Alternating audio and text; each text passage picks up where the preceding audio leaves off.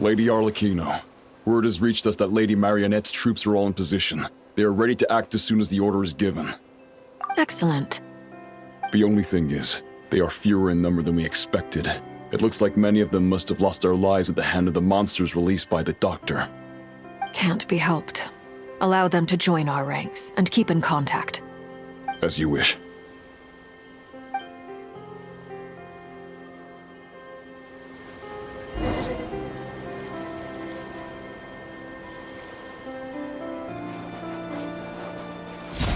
Transfixed!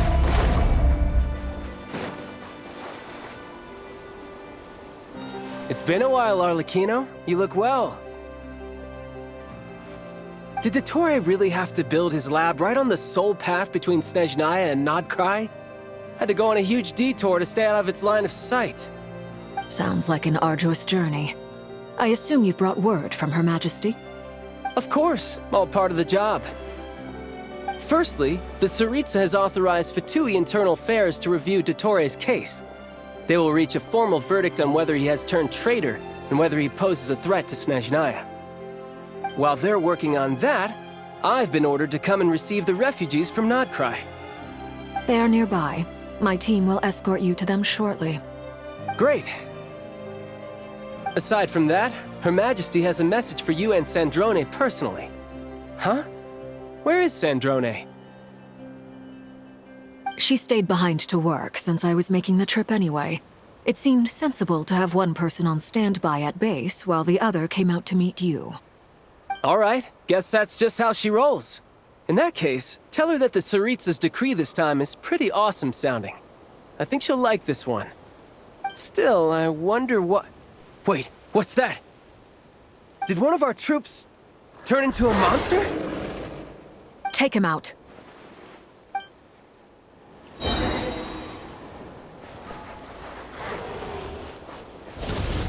Laid bare.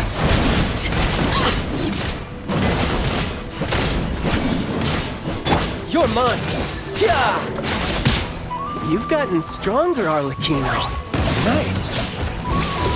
Stop that right now. I appreciate the praise, but I am not fighting you today. I knew it.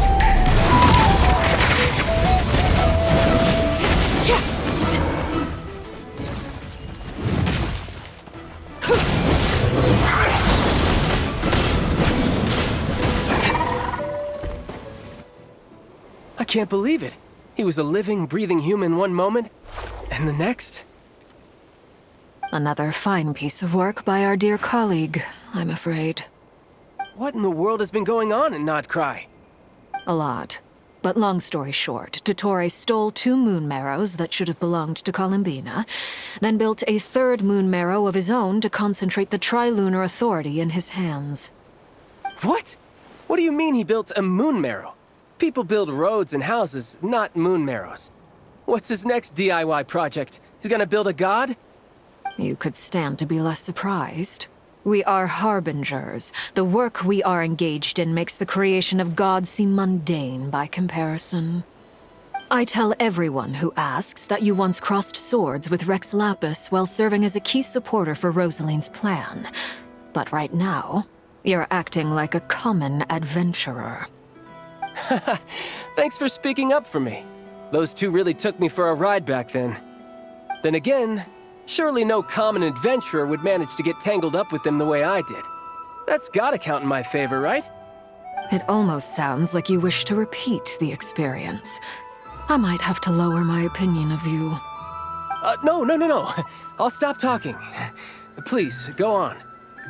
Dottore is currently still experimenting with his newfound power in ways that continue to corrode the outside world. As for the human mutation, I believe this is simply a consequence of his experiments, and not a strategic move. That radiant beast was once a subordinate of Sandrone's. I suspect he was only allowed to live so that he could become an experimental subject. Also, those of us who fought Dottore have been afflicted with a curse. As such, I cannot leave Nod-Krai. This is so much worse than I thought. No wonder Her Majesty's decree is so extreme. While these exceptional circumstances persist, the Harbingers are hereby authorized to use unilateral executive powers. Should Dottore pose a threat, Arlecchino and Sandrone are permitted to eliminate him. My thanks to Her Majesty. I will pass these good tidings on to Sandrone. Her Majesty has also declared that she will refrain from launching an attack on the now evacuated Nod-Krai due to the presence of unretrieved research material. A wise decision. By the way, how's my old partner doing? I'm assuming they're with you? Partner? You mean the Traveler? I'm afraid I have bad news. She was captured after our failed assault on Dottore's lab. Her whereabouts are currently unknown. What? Why? Since when does Dottore have a bone to pick with her? That is indeed the question. I'm not sure he does. He must have some other goal in mind. This won't do. I have to rescue her. You can't. We have no idea where the Traveler is. What am I supposed to do then? Stand here twiddling my thumbs? Sandrone is working on it. The best thing you can do right now is complete your mission. Fine. I guess I'll leave this to you then. One last thing. Tell the Rooster to get the message out to the gods and citizens of every nation in Teyvat. Beware. An uncontrollable pollution is spreading forth from Nod-Krai.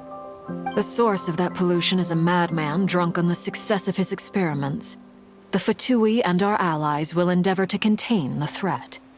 However, if Nod-Krai falls, things are likely to escalate. Considering Dottore is one of our own, all Fatui stationed in Nod-Krai consider it our duty to stay and fight him to the bitter end. Whatever the cost. Hey, don't be too pessimistic.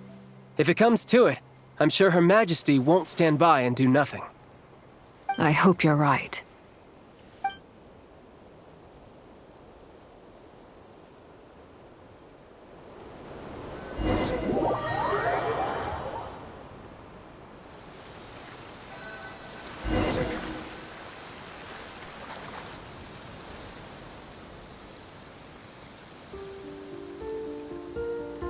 You're right on time. Thanks. Hey, do you think I'll get that gliding exam exemption? I made sure I was on my best behavior in Mondstadt. I landed well outside the city and walked in through the gates. I'll help you apply, don't worry. For now, let's see what we have here. What are the doctor's energy fields even made from?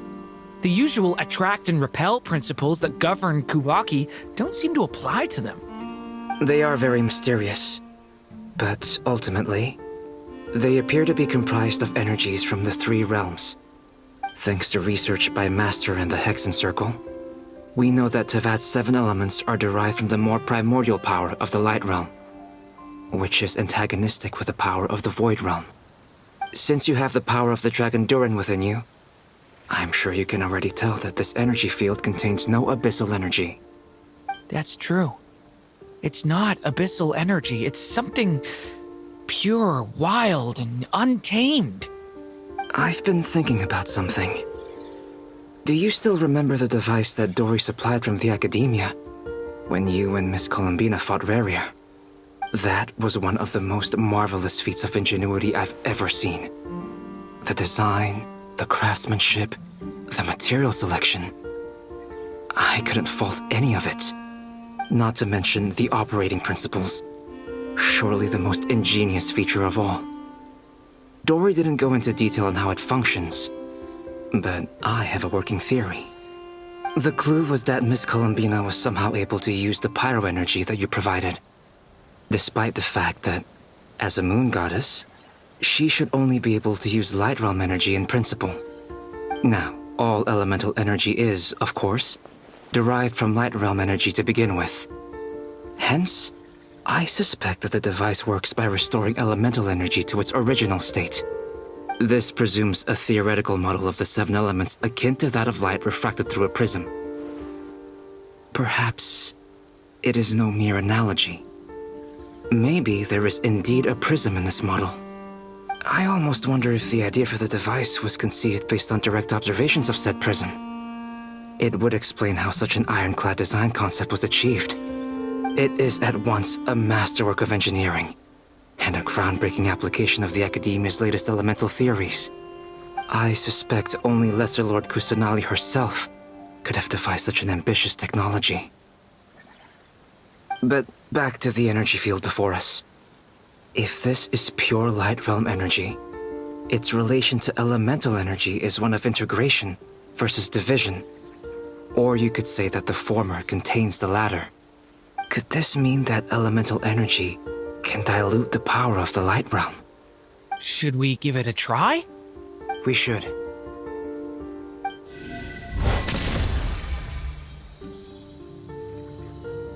Ha! It works! Clear signs of disruption were detected at the periphery of the energy field. This indicates that elemental energy can disturb or even negate the field. Now you try. All right, here goes. It's working! Switch to abyssal energy and attack again.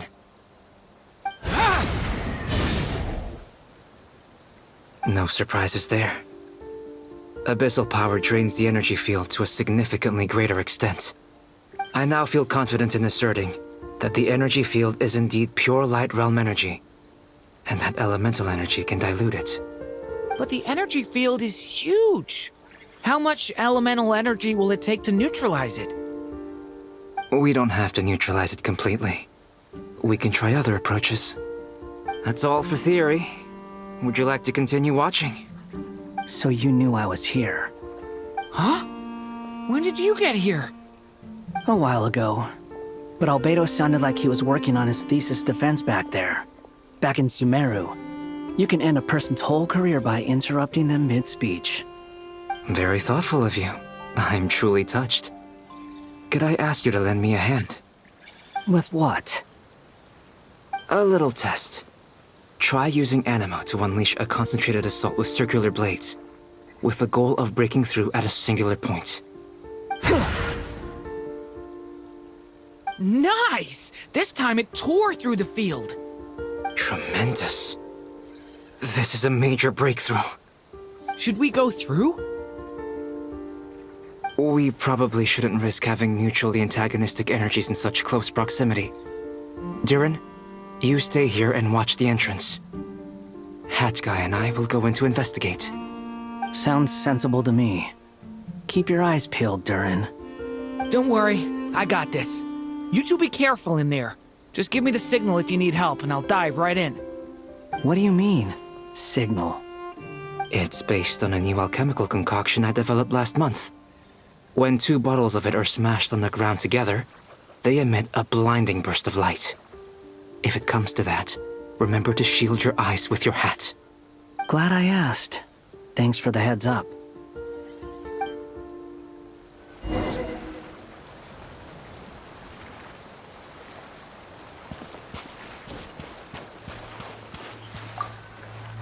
Like I thought.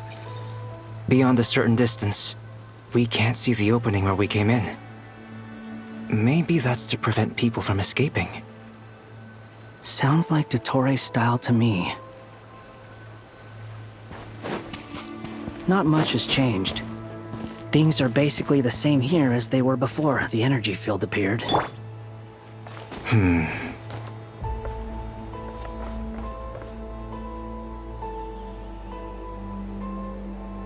They have no heartbeats and they're not breathing. We can only assume they're dead. But there are no visible wounds. Also, there's an animal squatting next to each body. It's watching us. That's not an animal's gaze. What are you trying to tell us? Doesn't seem eager to talk. I guess maybe it's just an animal after all. Let's keep looking around.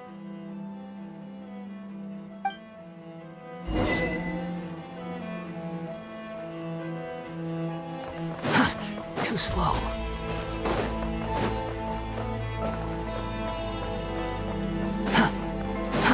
Too slow.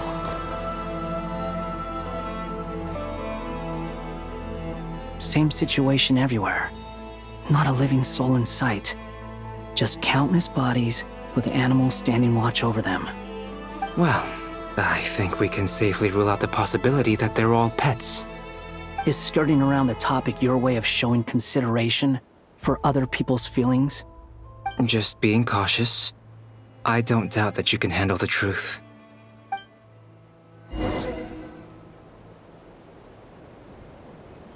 The wind rises.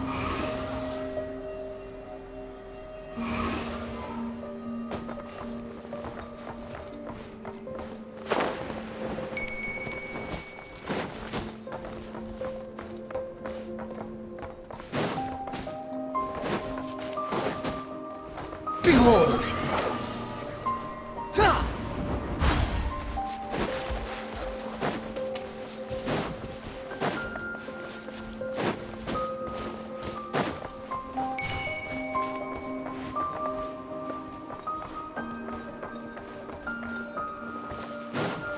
Careful. Please. Help us. Please. Over there, I hear a voice.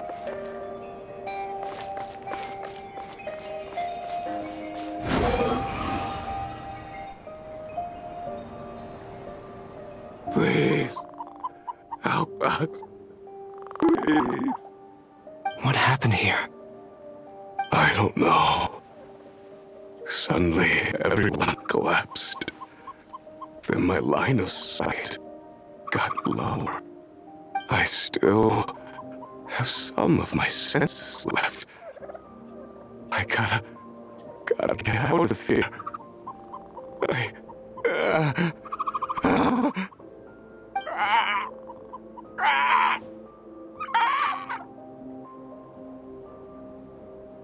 It looks like there's a huge experiment going on inside this energy field. Maybe each energy field is its own giant experiment. Vile. He's swapping human minds with those of animals.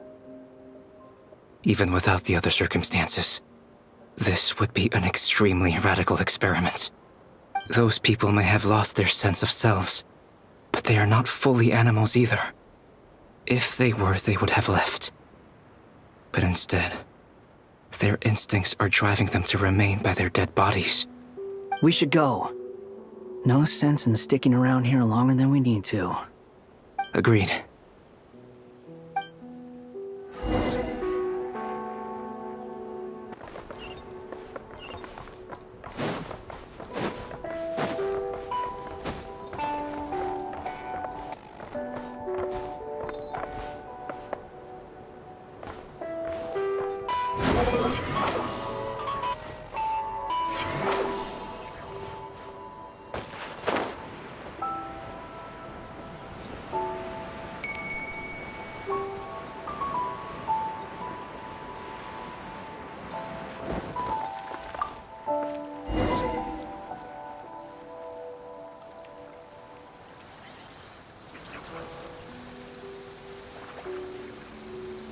You're back! Everything okay?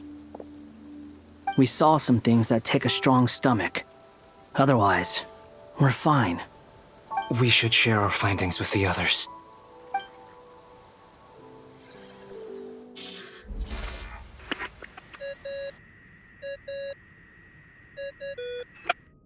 Yes? Who is it? Miss Nefer, it's me, Albedo. We found a way to break through the energy fields. With enough control, it's possible to tear them open using elemental energy. Also, we managed to take a look inside. Dottore is carrying out his cruel experiments on an immense scale. Any residents who have failed to evacuate in time will likely meet a grisly end. Sounds like he's living down to our expectations. Might I ask how things are proceeding on your end? I'm just about to get started. I'll be in touch once I have a result. Understood. Stay safe. I will.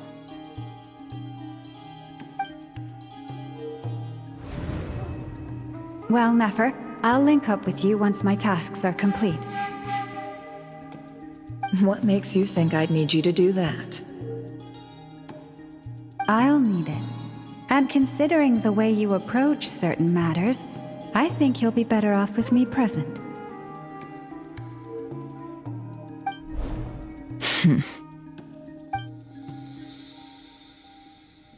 Let's begin.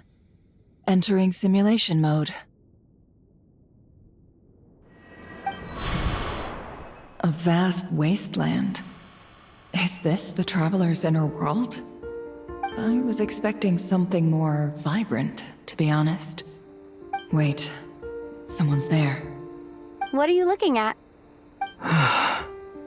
In that case, I'll look at it with you. I want to know all about everything you've seen and experienced.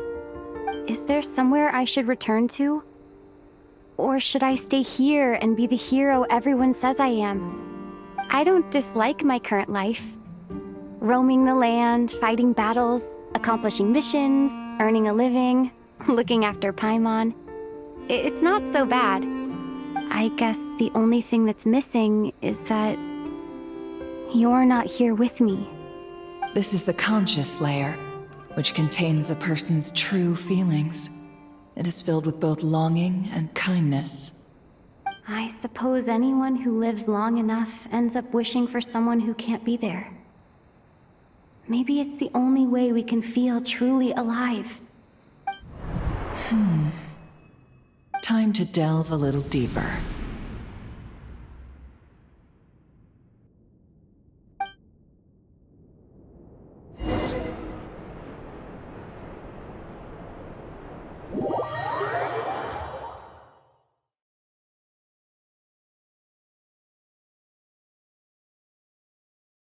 Nasha Town is hardly the optimal choice for a place to live, but it has character and a reasonable population density. What are you trying to say? Oh, don't be nervous. I was just thinking where might make a good starting point for your journey. Perhaps I should send you further afield. Conria, perhaps. Conria ceased to exist long ago. Once again, you fail to understand the possibilities that the Tri-Lune creates. Anything that has existed in the past, I can now recreate. You simply do not wish to see that happen. That might be because you miss your sibling and fear getting answers that you are not ready to learn. But this is not for me to judge. If we are to collaborate, we need to maintain an amicable relationship. In a moment, you will be able to... Oh no. What are you...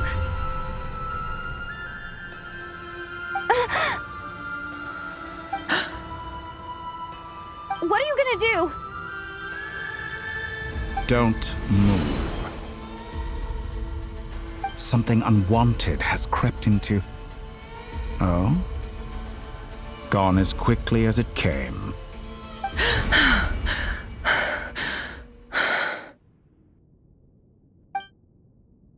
Did you save me? If I hadn't cut the connection, Dottore might have caught you from the other side and destroyed you. This was a good idea, but once is plenty. You were exceptionally brave. Excellent work. Thanks, but now's not the time for that.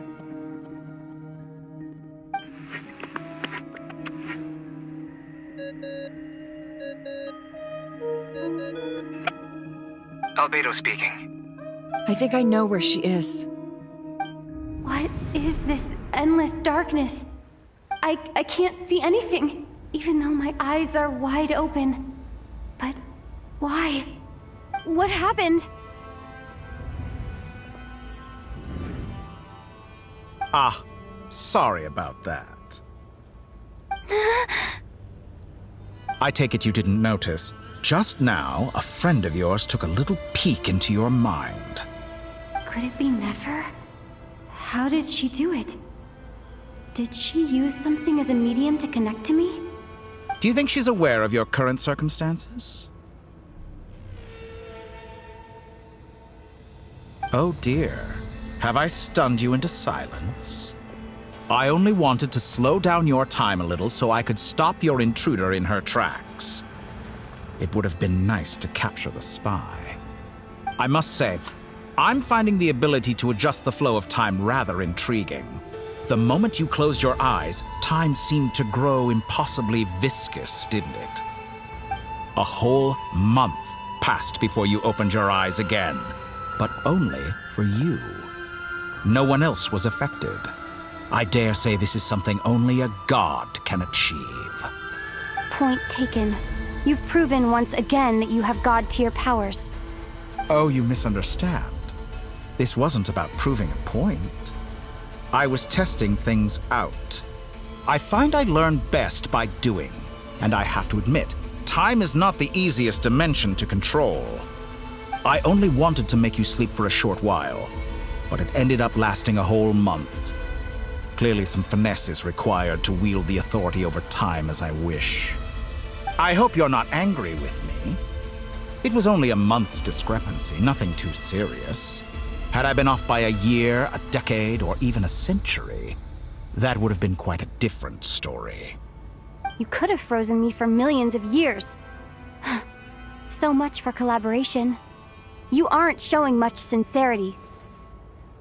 Millions of years? To what end? I wonder if you don't understand humans all that well. They are very pragmatic creatures who understand only that which they can perceive with their senses. If I had you sit here for a week, I imagine people might sympathize. But if I left you here for 100, 1,000, or 10,000 years, the sheer size of that number would cause it to lose all meaning to them. They would not have the capacity to comprehend your suffering, and thus they could not empathize. Unfortunately, while gods do exist in Teyvat, it is ordinary humans that account for most of the population. Their lifespans are so limited, their bodies so fragile. Did you ever really hope that they could begin to understand someone like you? Your long life and unique origins make you fundamentally different from them.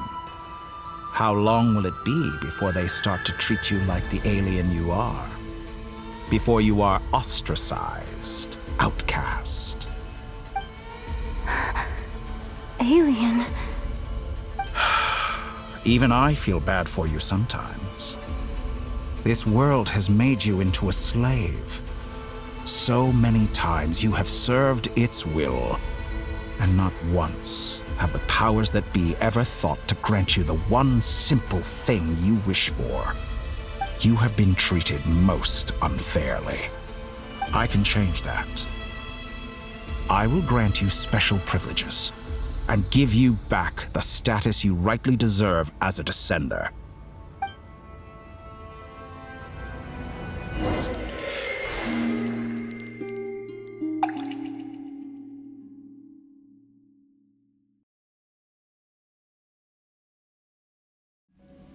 I've entered the past 3 times at this point, but I still have so many questions. For instance, beyond each point being further back in time than the last, what determines the specific locations at which I can make entry? So far, the common thread linking all 3 scenarios is that the Traveler has been present. But it's more than that. I know I sensed something familiar around her. What was it? I'll keep this question in mind as I carry on.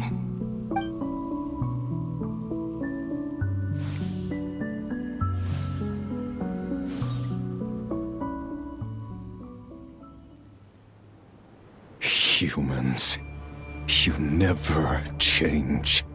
Always trying to use powers you neither comprehend nor control. This looks like Star Sand Shoal. Was this before Rerir regained his physical form?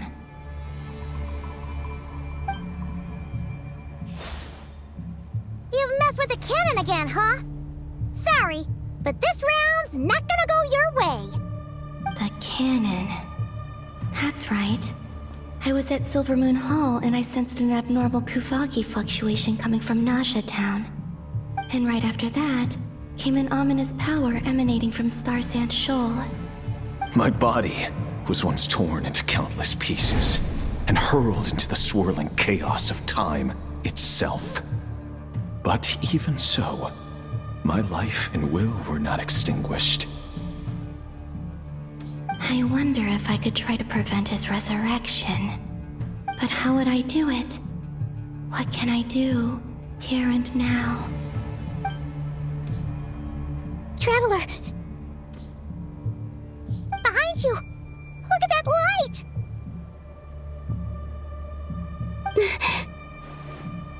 No, I won't make it in time. She's using the Kuvaki shield like I taught her.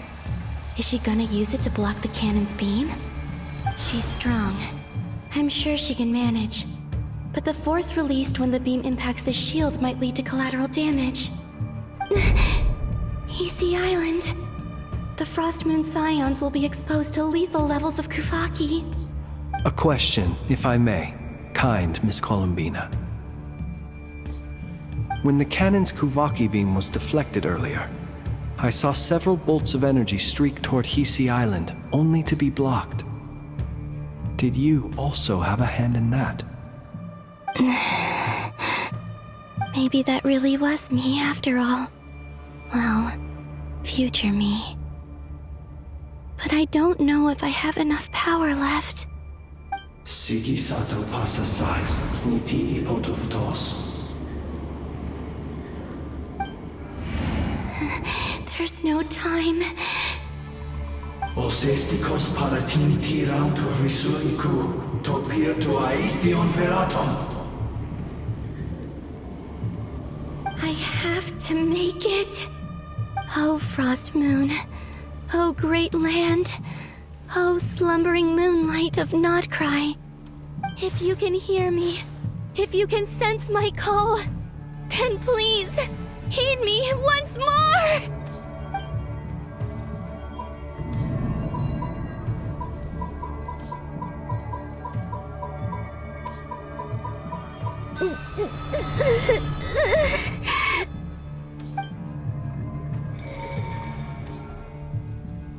Did it work?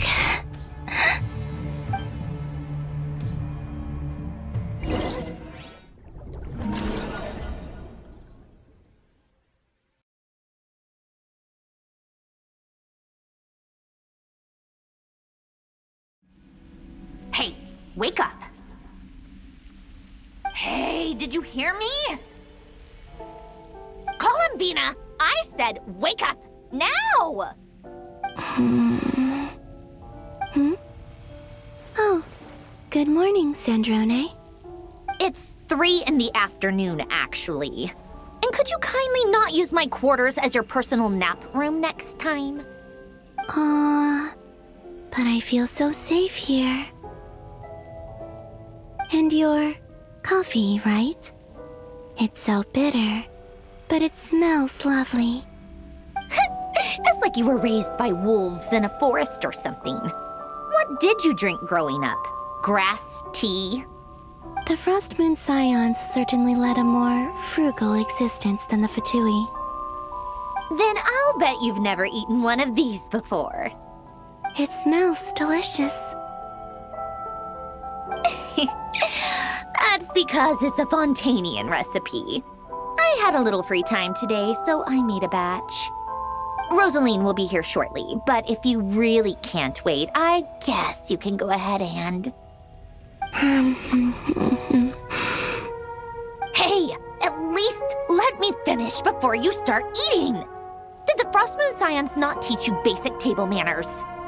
Or did the rules not apply to you because you're the high and mighty moon goddess? These are so tasty. Of course they are. I made them. I was worried they might contain traces of machine oil. What?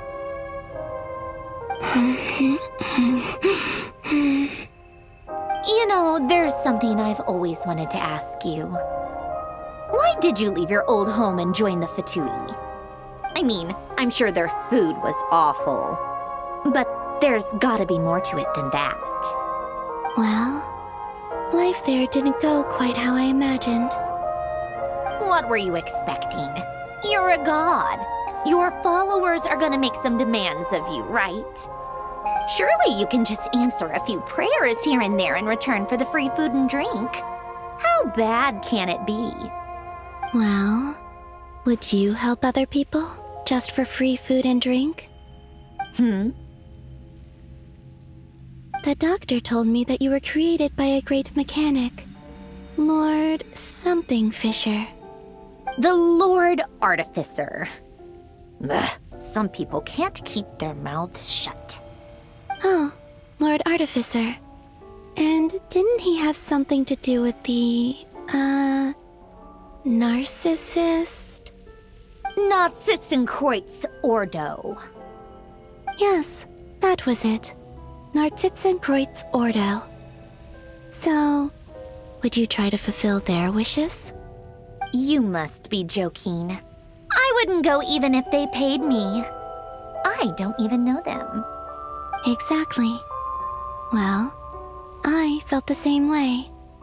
I did not know the people who made demands of me. What do you know? We're on the same page for once. In his later years, Alan did ask me if there was anything I wanted to do. If I had any wishes of my own. Well, I don't. And I'm not in any mood to fulfill someone else's either. Who's Alain? He was the... You know what? Never mind. You're not gonna remember. Anyway, the point I'm trying to make is, neither of us is the self-sacrificing type. Let me ask you this. What sort of place would you like to live in, if you could choose? A place where people don't ask me for things I cannot give them. Where they don't worship me, or fear me, but just want to chat with me like a normal person. I'd also like the freedom to come and go as I please. And ideally, it would be somewhere with the smell of coffee and snacks. Not to burst your bubble, but no such place exists in the world. Now, take your snacks and scram.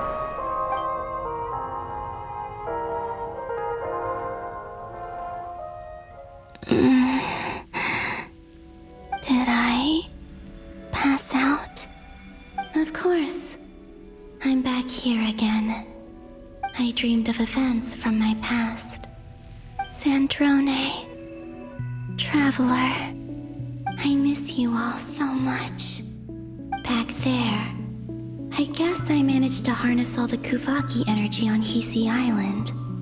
But how did I do it? Time is flowing backwards here, and I can use that familiar power to enter the world of the past. That mystery ally everyone talked about. It was me all along. I can sense that there isn't much more power remaining up ahead. What lies at the end of all of this? Will time keep flowing into the past? And will I ever find my way back?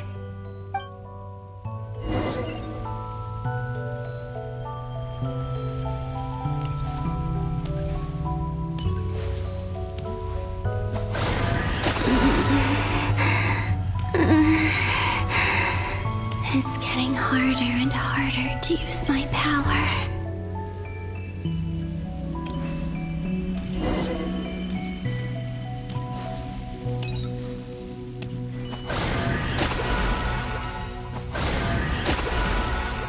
I'm no match for the Abyss in this state. I need to avoid the contaminated fragments.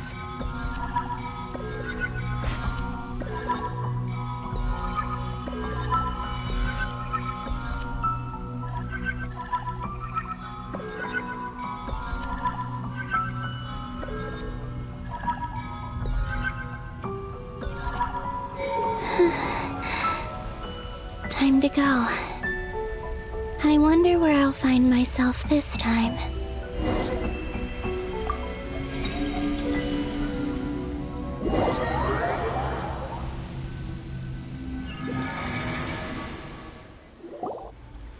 The Final Night Cemetery. This is where Flint's is based. Are files. Difficult, yes, but it is also our most efficient option. Seems like they're searching for information. Oh, I remember. Flintz and Varga talked about some files on the Wild Hunt. Was this my doing too? To expose the true intentions of this Rerir, we need to dive into Nod-Krai's history. Are my actions changing the past? Or are they simply completing a process? Is all of this inevitable? Or am I the one making these decisions? If I choose not to help them now, will it change how things turn out? Hope we don't land on our heads then. They're my friends. I can't not help them.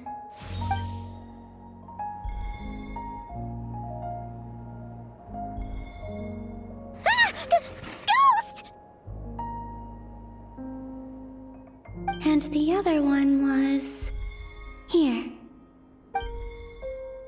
Hey! Another file's moving!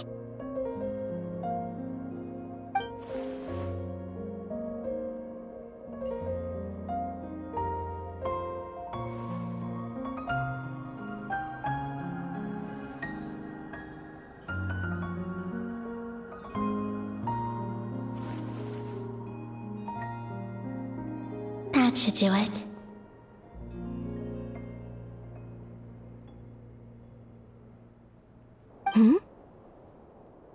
Luanatar? You can sense my presence? Wait!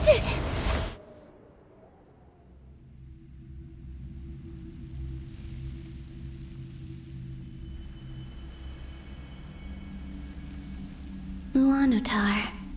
So she's that familiar presence I've been sensing all along. She's always been by the Traveler's side. That explains why the Traveler has been there each time I've entered the past. But why Luanatar? Is it because she has a connection to me as the Moon Goddess's familiar? If so, why not any other Kuhenki? That's...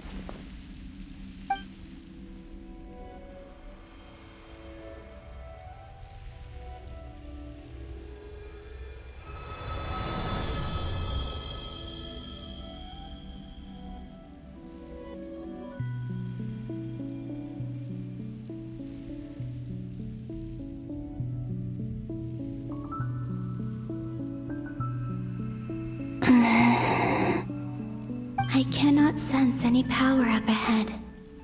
Just a void, stretching out into infinity. This is likely my final chance to enter the past. It's now or never. I have to find a way back.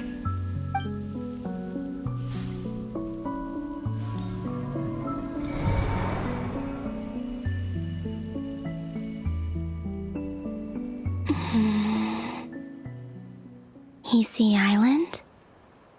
How far back in time is this? Where's Luanatar? I can't sense her presence this time.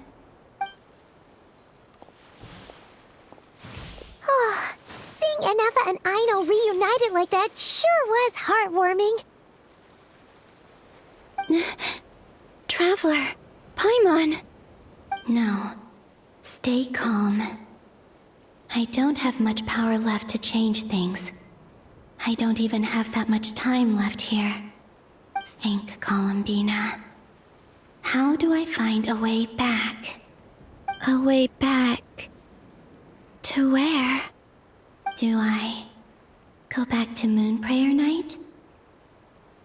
Or to the future that followed? And if I return in my current state, what will become of me then? Dotori's actions that day proved that he'd been planning that for a long time. He had already seized the power of 2 Moon Marrows before capturing me. Even if I managed to get back, how can I fight against him when he wields the Tri-Lune authority? I can't. If I go back like this, I'll be playing right into his hands. I have to find some way of rivaling the power he has usurped. Wait. Time flowing backwards. The Tri-Lune Authority. Does that mean... I think I know what the final destination of this lunar reflection might be. I know what I must do. Speaking of homes, we must already be close to where the Frost Moon Scions live. The vibe here feels different, just like the scenery. But how do I communicate my plan to my friends? Should I write it down here? No, someone else will see it. I need something with a close connection to me. Something I can use as a medium to tell them what's happened to me in here.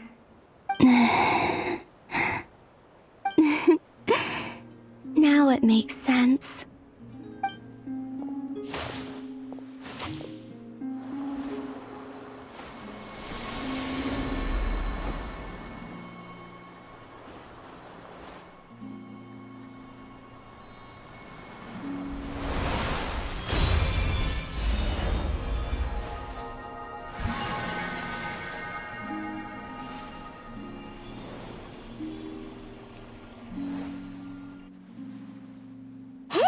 What was that? I feel like some sort of breeze blew by, and then the petals suddenly turned into... Huh? It was I who brought Luanatar into being. I gave up a piece of my own soul to create her. That's why I could sense a familiar power from the moment I entered this space. It also explains why she's been present in every past location that I've entered. Because we have a deep connection. Hey there! What's your name? And the reason why there are no more gates to the past after this point is that Luanatar hadn't been born then. No wonder I sensed the trace of a blessing when we first met. But I still didn't recognize the soul hidden within you. Back then, I was just a little lost dove. I had yet to become Columbina Hyposelenia. Go on now. We've got stuff to do. Best you find someone else to hang out with. Hey, you scared it off. I'll be counting on you. Remember to stay by the traveler's side. Guide her. And help her in my stead. Oh, and bring her to the garden where the moon prayer blossoms grow. There's a little lost dove there who will need her help.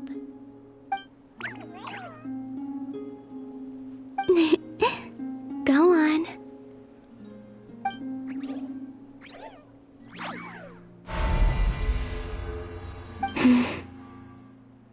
You too. Go. And live your story. As for mine must go in a different direction.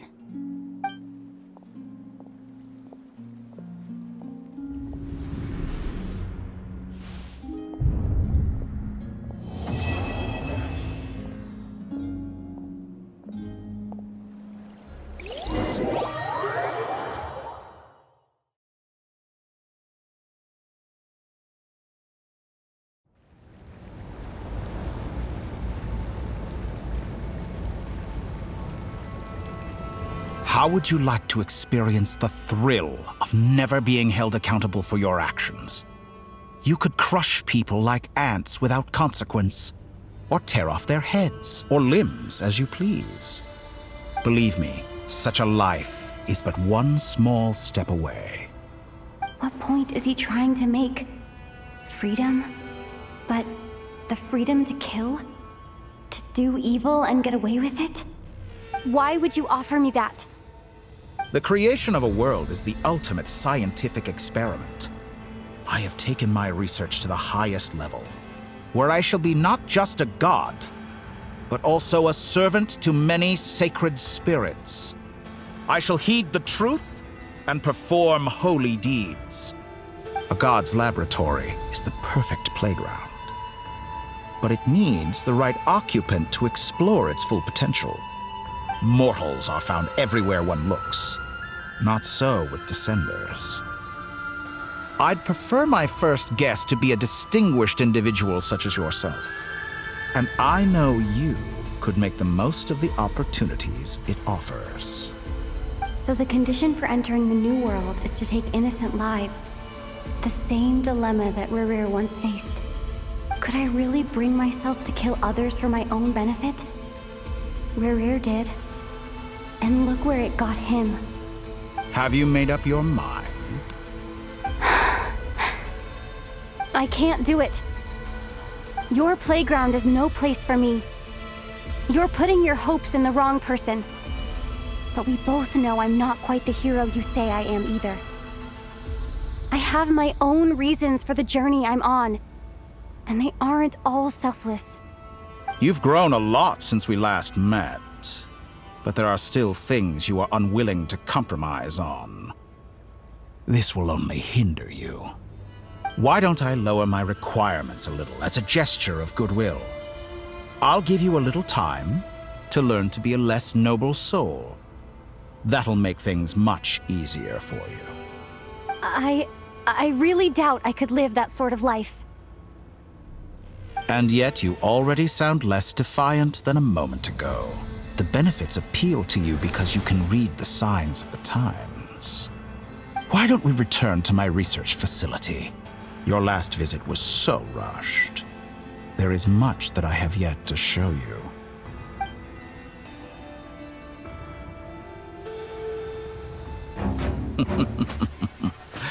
Now to that question, Heroes don't attack from behind. Guess I'm no hero. This is most disappointing.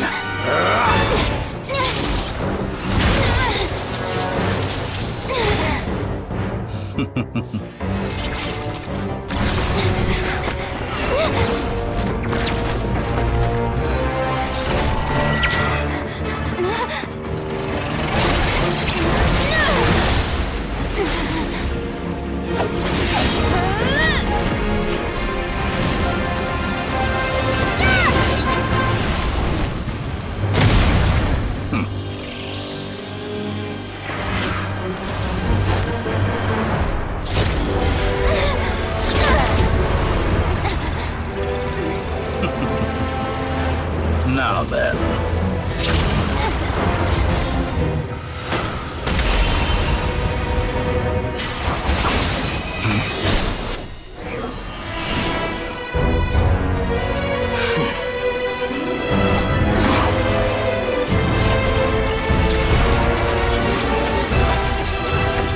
A new face. Interesting.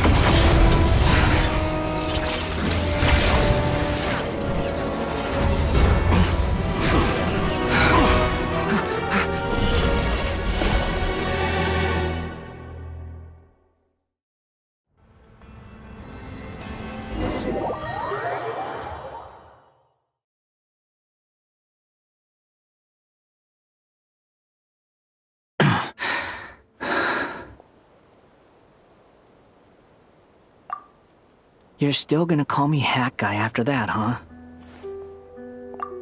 I didn't see anyone else in there who needed saving.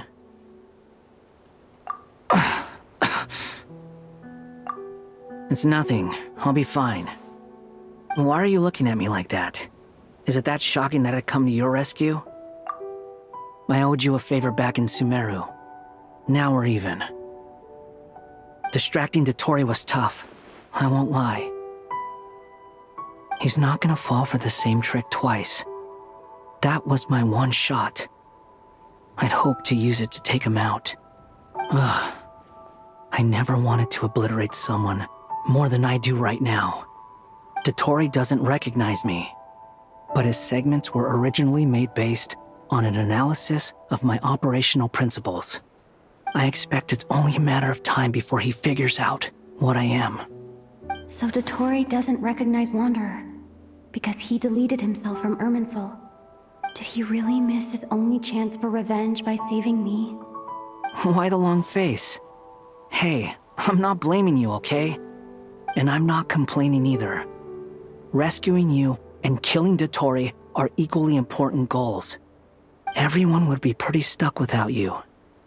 It's best you live to fight another day. How are you holding up? Are you all right? Hat Guy said to put safety first, so we agreed to run as far away as we could after leaving the energy field, and only meet up once it was safe. You don't look injured. It seems that Dottore didn't do anything to you. All right. Rescue operation complete. Let's head back. There's a lot more work to be done before this is over.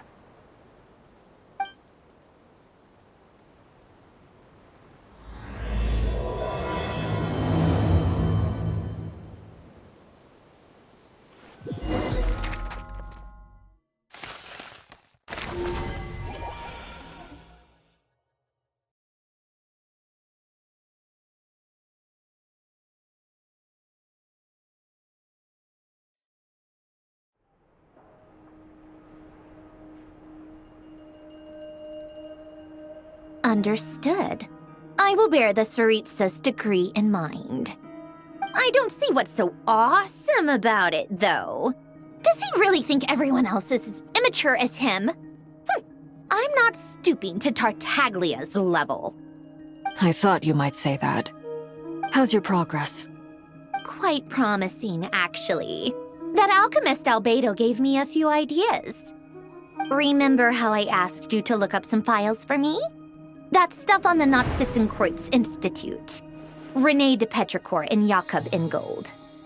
Alain Guillotin despised René's theories and methods, but he never managed to come up with better alternatives either. So I adopted some of René's ideas. I thought Alain was like a father to you. He and René were mortal enemies, were they not? And what would you say if Lenny and his friends one day learned something useful from someone you utterly detested? I would applaud them for it. That would mean that they have surpassed me. For all we know, Alain Guillotin might have thought the same thing. Not that it matters, though. He's dead, and I'm alive. So it's my call to make. Once you die, it doesn't matter how great you were in life. Only the living get to decide what happens next. Hey, come on out. They're back. Huh?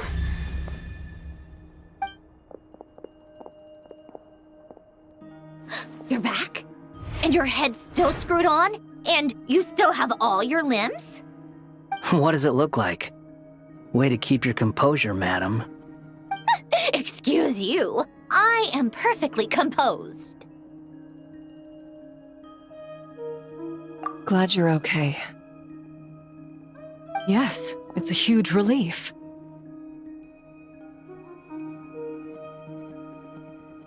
Worry? Oh, yeah, right. You think we, the Fatui, were worried about you?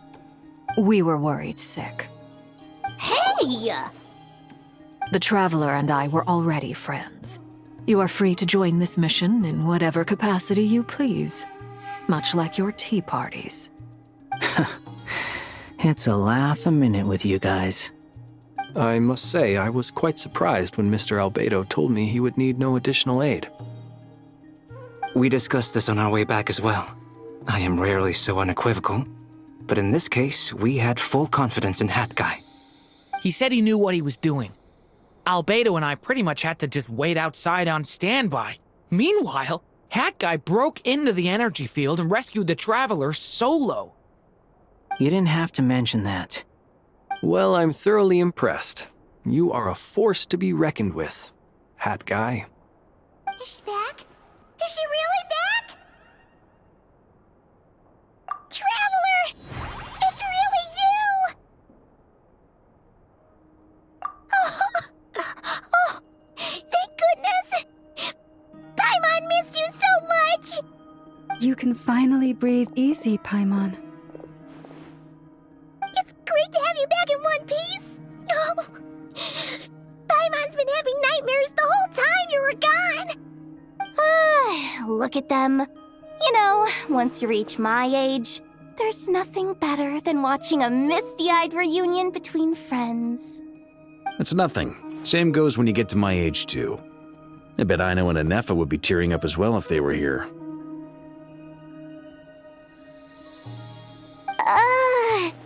Varka, I'm not sure Anefa can cry. Oh, yeah, good point. Hey, your eyes are looking a little red and puffy. Come here, let's hug it out. What? Ew, no! No, thank you. You're not my dad, okay? Knock it off! Everyone, I'm sorry for all the trouble I caused you. But the silver lining is, I didn't come away from this ordeal empty-handed. While I was being held captive, I learned a lot about Dottoro's current capabilities and what he plans to do with them. Allow me to explain.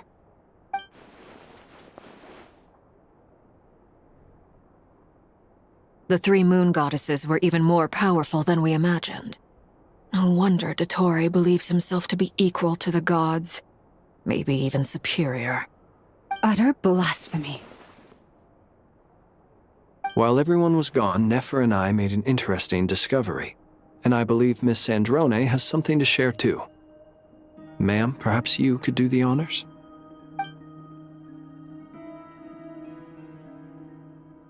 Called it.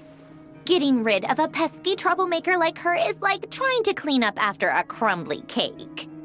It always comes back to haunt you. Our next step is to find a way to bring her back. A place where time flows backwards, with no destination in sight. Surely it must have been created for a specific purpose. But I fear the answers are buried deep in Tevat's history, held by great powers beyond our reach. It sounds like she's on a specific path through time, just traveling in the opposite direction to us.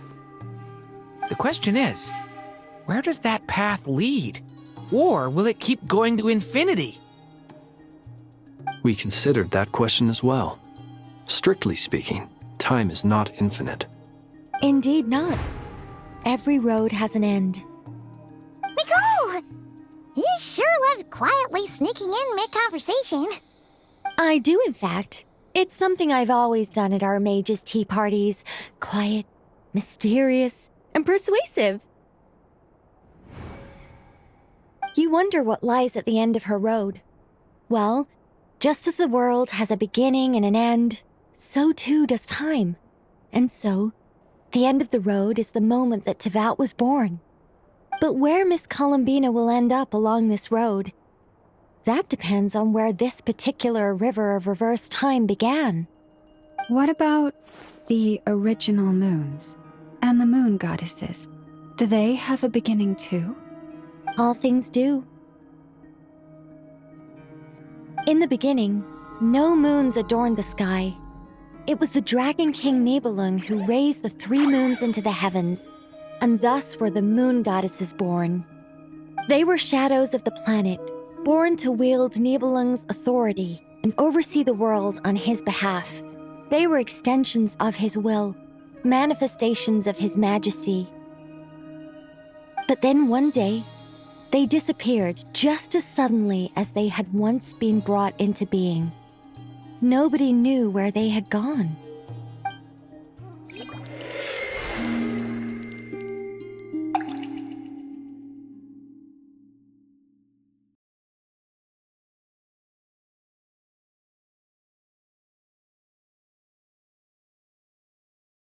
Like I thought, no more paths back to reality have emerged since.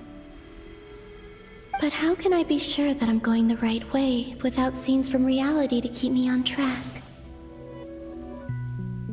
I can't even be sure of how long I've been walking for. The further I travel, the less stable this space becomes. There are even moments where I can sense something that feels like abyssal energy. They can just materialize out of thin air. I have to keep my wits about me.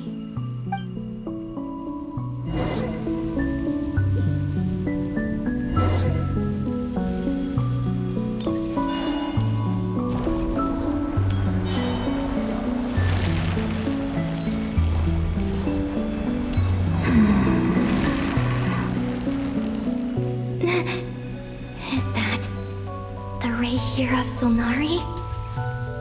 I can't believe he survived.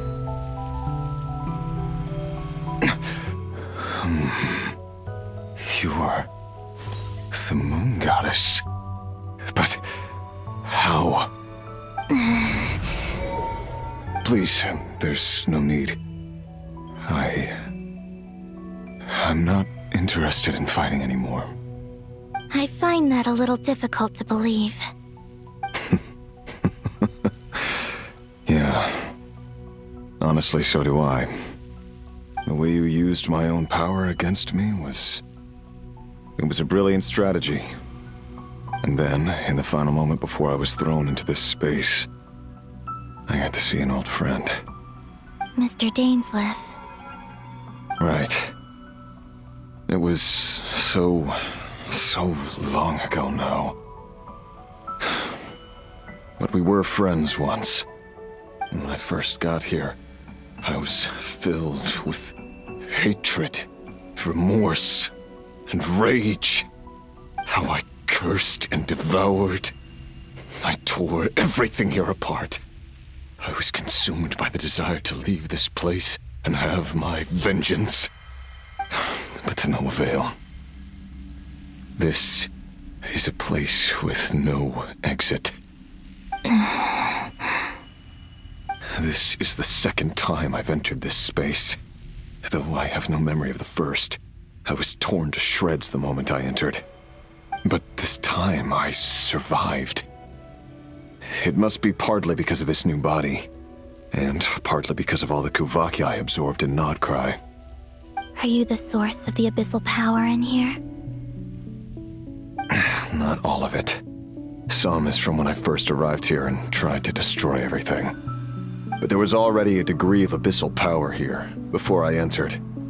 And like a venomous snake baking in the merciless sun, it tried to slither into my shadow. Tried to? So, you rejected it? Yes. Because after that, the world suddenly became silent for a moment. What do you mean? The voices in my head, they were gone. And then, I saw her. Her? Thalindis. My former lover. Never mentioned that she saw a memory of Thalindis leaping into the moon's reflection. More precisely, I saw her afterimage. I'm sure the real her is long gone. She was just an ordinary Conrian. She couldn't have survived here for very long. Anyway, why have you come here? Didn't you know it was a dead end? If I hadn't escaped through the moon gate, my friends would have been in far greater danger. Oh, I see. Because of your power. The power of a moon goddess. What? You'd like to know how I know, wouldn't you? The one who resurrected me said so. I could hear a deep lust for power in his voice. Do you mean... Dottore? Dottore. So that's what he's called. He'd been collecting fragments of my body for a long time. All so that he could resurrect me at the moment of his choosing. I had no interest in his research. But being as corroded by the abyss as I was, we were aligned as far as hunting the moons and recovering my strength were concerned. So that's why the Wild Hunt suddenly became so active in Nod-Krai. When I left the Fatui in my weakened state, Dottore must have felt that his time had come. Moon Goddess, could I ask a favor of you? What? I know this is a lot to ask, especially from someone who tried to kill you. If you refuse, I won't fight it. But this is the only thing I desire now. Nothing else matters. What do you want? I'd like you to take a message to Thalindis for me. Thalindis? But... Yes, she's dead. But like I said, I saw her afterimage. I can sense that some part of her soul remains here. Far, far ahead. Why don't you go and speak to her yourself? I can't. I don't know why, but I can't move freely in this space as you can. All I can see is a glimpse of her walking away. Just like the moment when I last saw her in life. In return, I will clear these abyssal obstacles for you. No, not in return. I'll clear them for you, whether you want to help me or not. It feels like something I ought to do. Why? Yeah. Why, indeed. I've been asking myself that question a lot recently. Why did I do the things I did? I'm tired of it all. Tired of the person I became. People used me. And then I turned around and started using others. I hurt a lot of people. I think I grew tired of it long ago. But I wouldn't admit it to myself. And ultimately, that's how I ended up here. What do you wish to tell her? All of it. My past. My mistakes.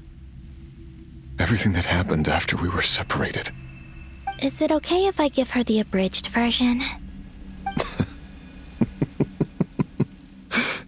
Yeah, I'm sure there's plenty you can skip over. Just tell her the important parts. Whatever you think that means. Like the part where you relentlessly tried to kill us? It's up to you. Love demands honesty. But my relationship with Thelindis was built on lies. We hid too much from each other. But after living my whole life in the shadows, I don't want to hide anything anymore. I will do my best. There.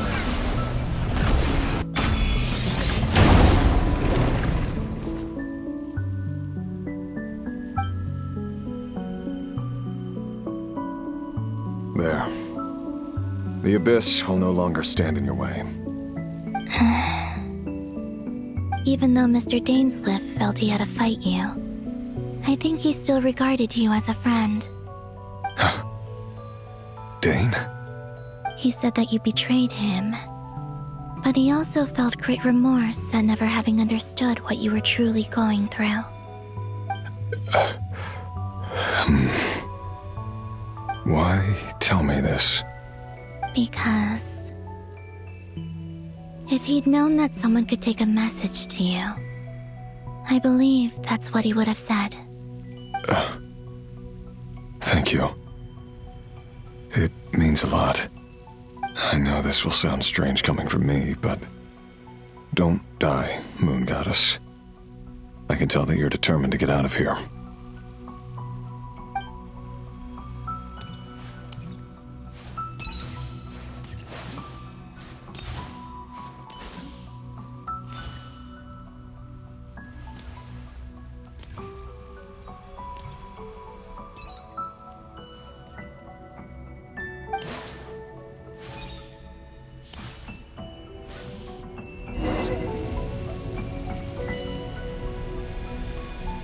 He kept his word.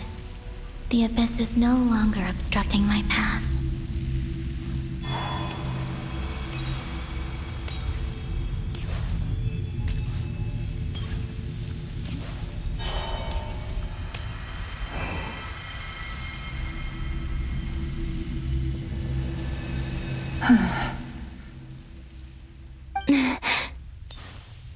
Is that the Lindis?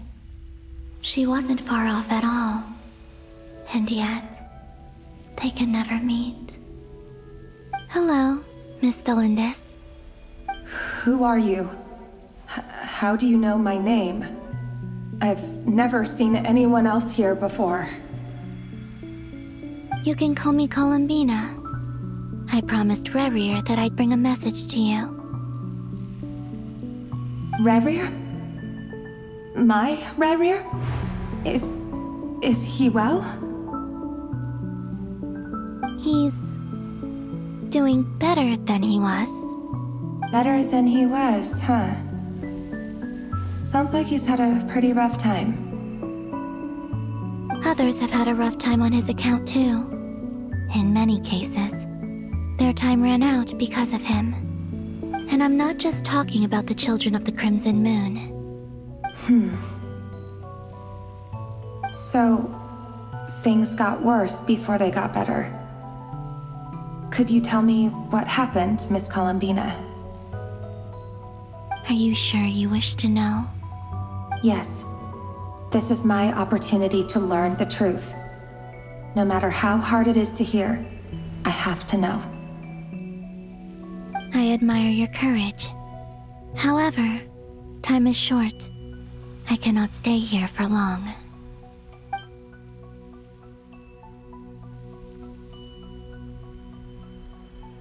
Rerir had seeds of hatred in his heart, and many people nursed them for their own ends. On some level, everything he did was to try and find a way to see you again. But in the end, he came to regret his mistakes. He wanted to apologize for hiding his past from you. Beyond that, he did not say specifically what it was he wished to convey to you. But I'm sure that you've always been on his mind. You are what has kept him going over all these years.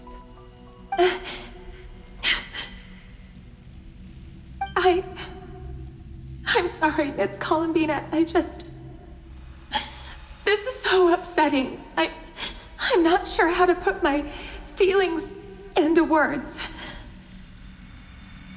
It's all right. I understand. Well, that's everything from me. So, I guess I'll be... Wait. One moment. Time flows backwards here. The road ahead only leads further and further into the past. I know. I intend to reach the end of that road. Without a moon marrow, without the 3 moons' power, you won't make it far. Wait, unless... Are you one of the moon goddesses? You could say that. I see. I often think to myself, if life is like a train ride, why haven't I reached the terminus? Where am I even going? And it's not just me, it's this whole place. Wherever it is, it seems like it's existed forever. It's such a mystery. Where is it going? I must seem so ridiculous. I can't answer these basic questions, and yet I jumped right in here without hesitating, only to be torn apart the moment I entered by powerful energy currents. Only my soul remains now. Thinking back, I was suddenly overcome with fear and terror in that moment. Perhaps I too became bewitched by the abyss. I may have been the leverage it needed to control Rerir. I used to be a researcher at the Universitas Magistrorum in Conria, researching the iridescent moon's marrow. Eventually, I came to the conclusion that time in here flows in reverse. Rerir was one of the Vinster King's retainers. With me, he was in an impossible position. It plagued him constantly. I wanted to help him escape his lot in life. I wanted him to be happy, so I thought I'd use this place to return to the past. At the time, I thought I could just go back to the day that the Vinster King first found the prince. It was only after meeting the prince that the Vinster King started going too far with his research into the abyss. That was the day all of our woes began. I thought I could stop the king from ever meeting him and solve everything. I couldn't kill the Vinster King himself, so I had to find another way to save Rayrir. That's why I wanted to go back, to kill the person who had brought new possibilities to our realm. I'm sure it was a futile endeavor, but the Abyss probably enhances the basest human desires. So I naively hoped I could change everything. But I was simply too weak. Like a speck of dust against the whole universe. Look at me. I didn't even survive the journey here. Not physically, at least. I know I'm never getting out of here. But you're different. You can make it, and I want to help you. I owe you that much. How do you plan to help me? Have you noticed the golden energy that exists here? Based on my past research and my observations since coming here, I believe they carry you forward faster. I can share what I've learned and help you understand the pattern in which this energy appears.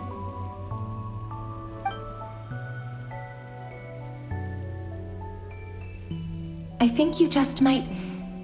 Now, I know you will be able to change the past. Also, I've been speculating about where this space ends.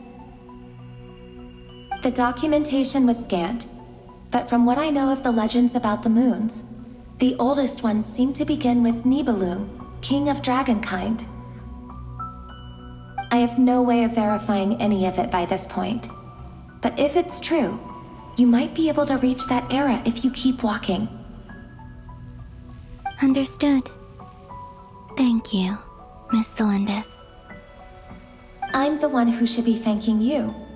If you hadn't entered this realm of everlasting death, what use would my deductions be? Thanks to you, they have some meaning. About Rayrir, I'm so sorry.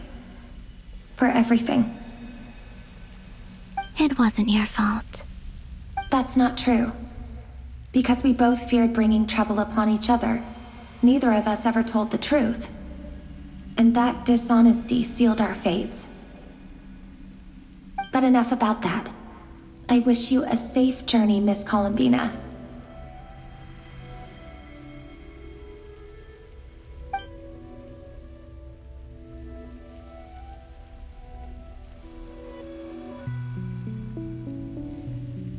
And may the outside world never have to experience pain like this again. Rayrir, you're there, aren't you? I cannot see you, because you exist in the future. I expect we'll be trapped in this prison of space-time for all eternity. But please, gaze upon the past, and then sit for a while. Let's find a place to sit down together, just like we did when we first met.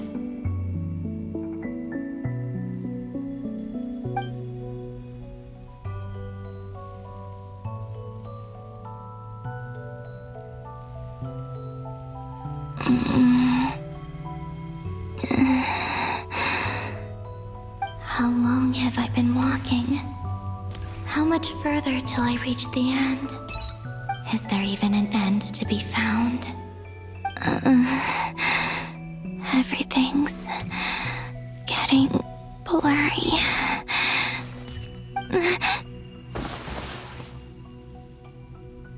Huh? Are you all right, little sister? Have you come from the distant future?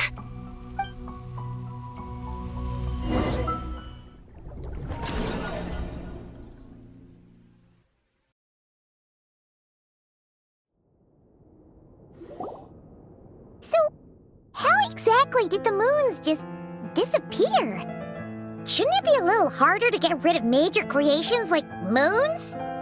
The world is a vast and ancient place. On a certain scale, all life lasts for but a fleeting moment. Miss Nicole explained that the moon goddesses likely perished in the War of Funerary Flame. The moons themselves were also destroyed at that time, save for the Frost Moon, from which a new moon goddess was later born. Am I missing something then? 'Cause the stories say that the moon goddesses were born on the moon, but doesn't Columbina say she was born in Nod-Krai? Huh. You're right! Why do their birthplaces differ? What's the difference between the two generations of moon goddesses? Also, remember what Sandrone said? Her scans detected 4 moons. In other words, 4 moon marrows. Technically, the result of the scan means that 4 moon marrows were detected and positively identified as moons in that moment. In other words, this piece of information alone isn't enough for us to know how Miss Columbina is doing right now. Yep, we have no way of staying up to date on whether she's dead or alive. She's on her own for now. But at least she's trying her best to get back to us. Yeah, she's a tough cookie. And a sore loser, too. We have to trust that she'll find a way. Because we really need her power. As much as it pains me to say it, we've got no chance of beating Dottore in a straight-up fight. He's much too powerful. It wouldn't even be close. That maniac is going to devour everything in his path until he reaches us. We need to find someone or something that can stop him before he does anything worse. I'll be frank. Our only hope of defeating this false god is with a real moon goddess on our side. I'm not just saying this because Columbina's a friend and I want her back safe and sound. It's just the truth. And I know that even she was no match for him when he attacked, but I don't have a better solution. We're not giving up on saving her, whether she can defeat Dottore or not. Right. Don't worry, Miss Sandrone. We're all aligned on saving Columbina. No one's trying to argue that we can only justify saving our friend because it will help save the world. This is about multitasking. We want to save both. So, she's more than just a moon goddess to you guys? Absolutely. Duh! She's part of the gang! And you are too, you know. Yes, I know. You don't need to labor the point. I knew that the moment I came running over with my documents that I was part of the in-group. I mean, if Arlecchino can fit in, I certainly can. Anyway, as for how we get Columbina back, I've been working on it constantly. But I think I'm still lacking certain information about the moon. I'd probably get there if I could continue my calculations, but the problem is, I've run out of computing power. Computing power? You mean you need more energy? No, the issue isn't energy, it's processing power. There's so much data to get through that the whole process has just ground to a halt. That's a tricky problem. René de Petrichor of the Nazissenkreuz Ordo once foretold the fate of the world. But I don't know how he did it. My guess is that he used the primordial sea's power. However, that won't work for me. His methodology was vastly different from my own. What's worse, they're incompatible. And to top it all off, we can't even leave Nod-Krai. Ugh, this is so annoying. If I'd known we'd run into a bottleneck like this. Well, no, the design bureau's a bust as well. Curse that Dottore! Couldn't have made this harder for me if he tried. Oh, what do we do then? How about we grab a bite to eat and take a break? Maybe something will come to mind after you've cleared your head. You don't get it, do you? I'm trying to calculate the fate of an entire world here. And I need accurate results, not vague prophecies. Where the heck am I gonna find the computing power for that? Ahem. Anyway, time to shelve the discussion on technical difficulties. Being a killjoy isn't very ladylike after all. Either way, we've done what we can. Rest well, everyone. Remember to let us know if anything new comes up. Hat guy? Is he hinting that we should talk outside? Let's go somewhere a little more private.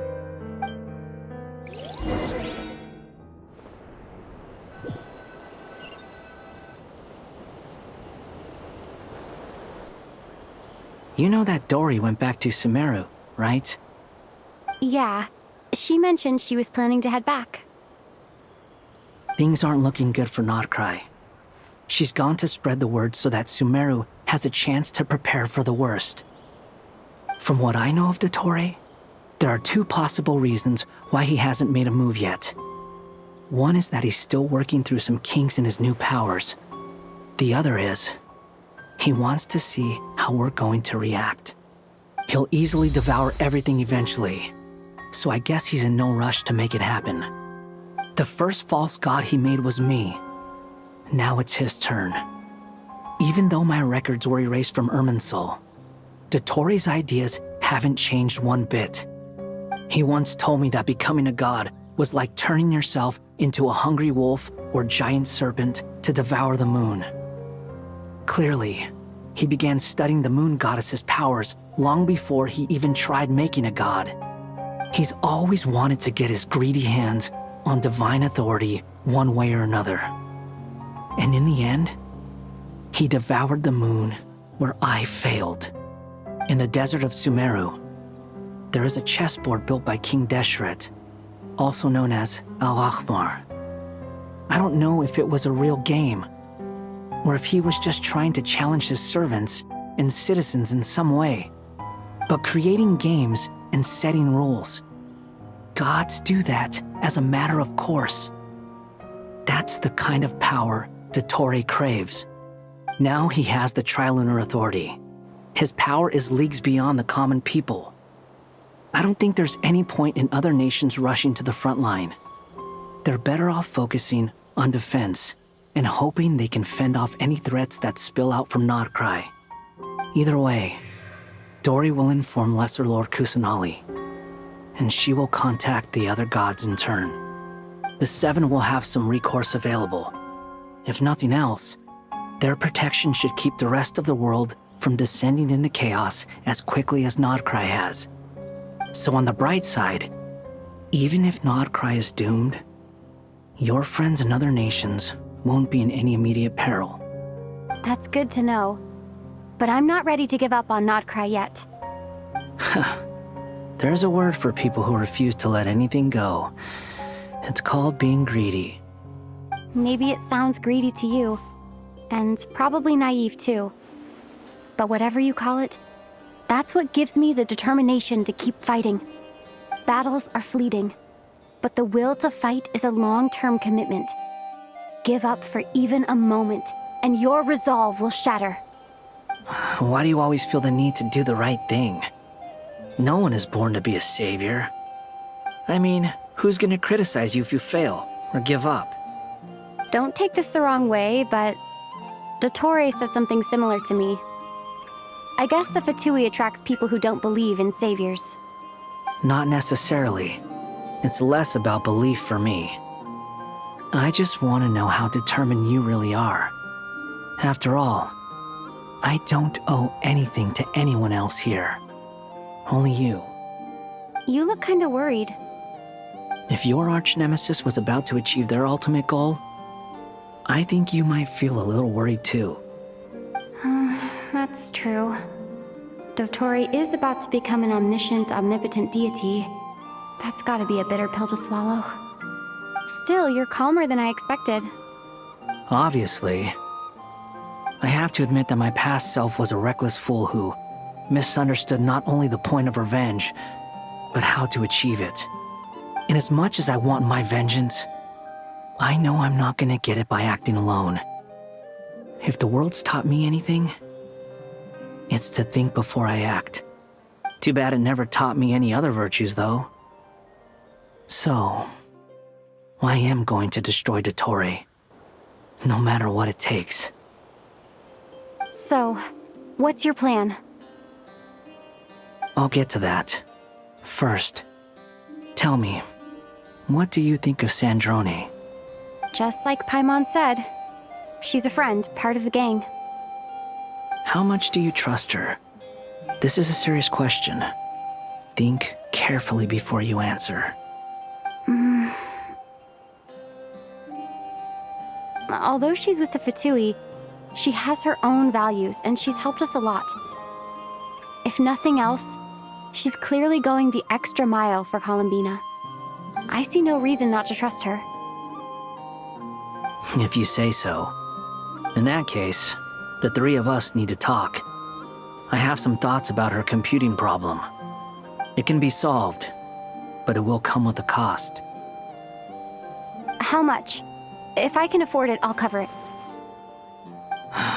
Sometimes your heroism really backs me into a corner. You know that? Come on, let's go talk to her.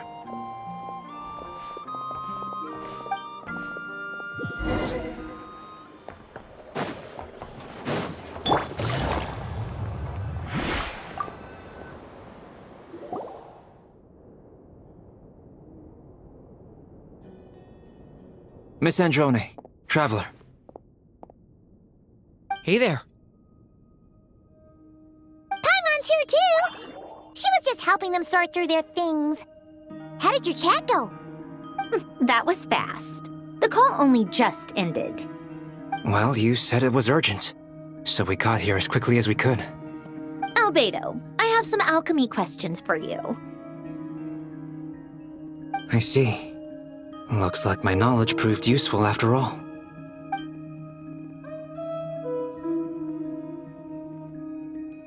If I might ask, what is the end goal for the modified formula you'll be using? I needed to predict the future of the entire world. But I've run into some teething issues since trying to implement Renee's theory of the four Orthants. I see. I'll have a look at it. Still, computing power is the real issue here. How do you plan to solve it? About that, it's been sorted. Oh, with the Traveler's help?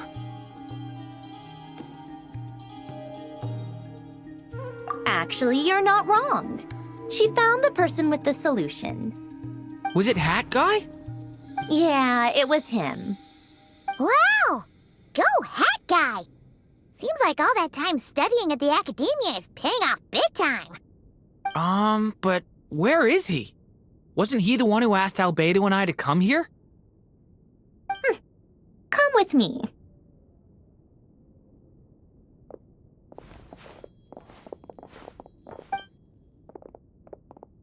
Hat Guy? What's happened to him? Hat Guy! Can you hear us? No response. I guess he's in hibernation. Hat Guy mentioned that he was a puppet. It seems that his functions are currently shut down. I presume this has something to do with the solution to your computing problem. That's right. He and the Traveler came to see me. Wait, what? You have a solution? Would you calm down? Why do you always react so hysterically to everything? Excuse me? How would you know? You shouldn't be so quick to judge complete strangers. It's very bad manners. Oh, please. It doesn't take that long to figure out that you have a temper.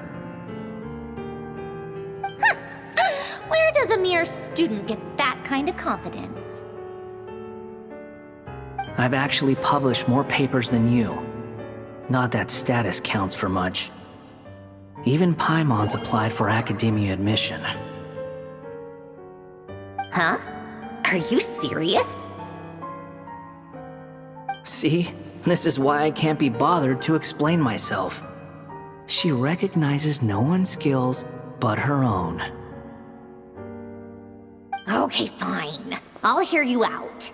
So, tell me, how do you propose to solve my computing power problem? This world itself is constantly processing all kinds of information. If it's the world's future you're trying to calculate, you need a processing device that's designed to cope with that volume. Easier said than done. Only Irminsul can handle that kind of...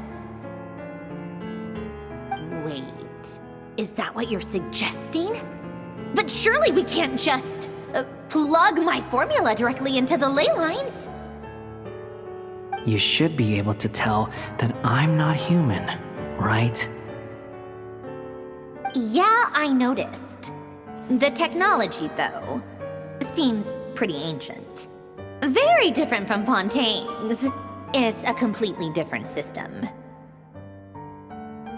Conrian, to be precise. I'm what they would have called a puppet. Puppets need an energy source and processing power. The artisans who built them sought out the materials most suited for that purpose. You? Do you mean... The Traveler and I have talked it over. She's willing to vouch for you. So, I'll allow you to borrow my core for your calculations.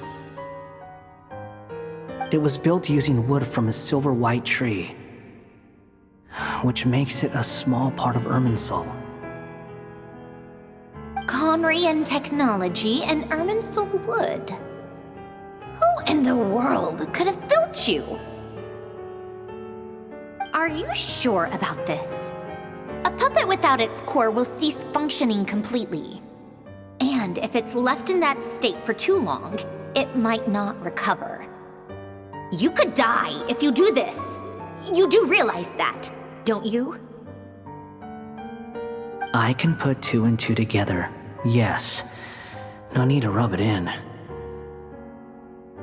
I won't lie to you. This has never been done before. I cannot guarantee your safety. Doesn't matter. I'm prepared for the worst. Did you two actually talk this through? Is he... Are we really considering this? Yes, we discussed it. The bottom line is, he trusts me and I trust you. Let's give it a shot, shall we? Honestly, I have no clue where this kid even came from. But for whatever reason, he lent me his core to use in my formula. I'm very close to finishing my calculations now, and the core is currently in use. So I'm sorry, but I can only show you a sketch right now. This is what the core looks like. A silver-white branch. It certainly matches the legends told about Irminsul. Is Hat Guy gonna be okay? He's not gonna die, right? Right? In theory, he should be fine. As long as we put his core back in time. Beyond that, all I can say is that I'll try my best to avoid risk and make sure the core doesn't sustain any damage. I think I know why you called us here now. Someone needs to watch over his body and make sure it's protected until the process completes. Correct. He said that the only ones he trusts here are you two, and the Traveler. And the Traveler will have other work to do.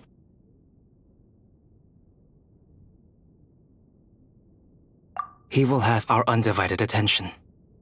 Aw, Hat Guy.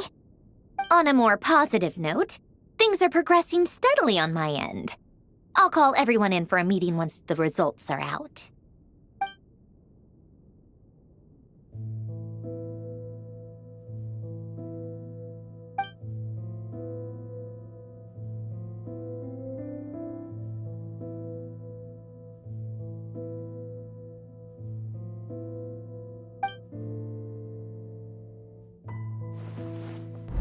The worst-case scenario with the core removal is either a system reset or a total loss of function.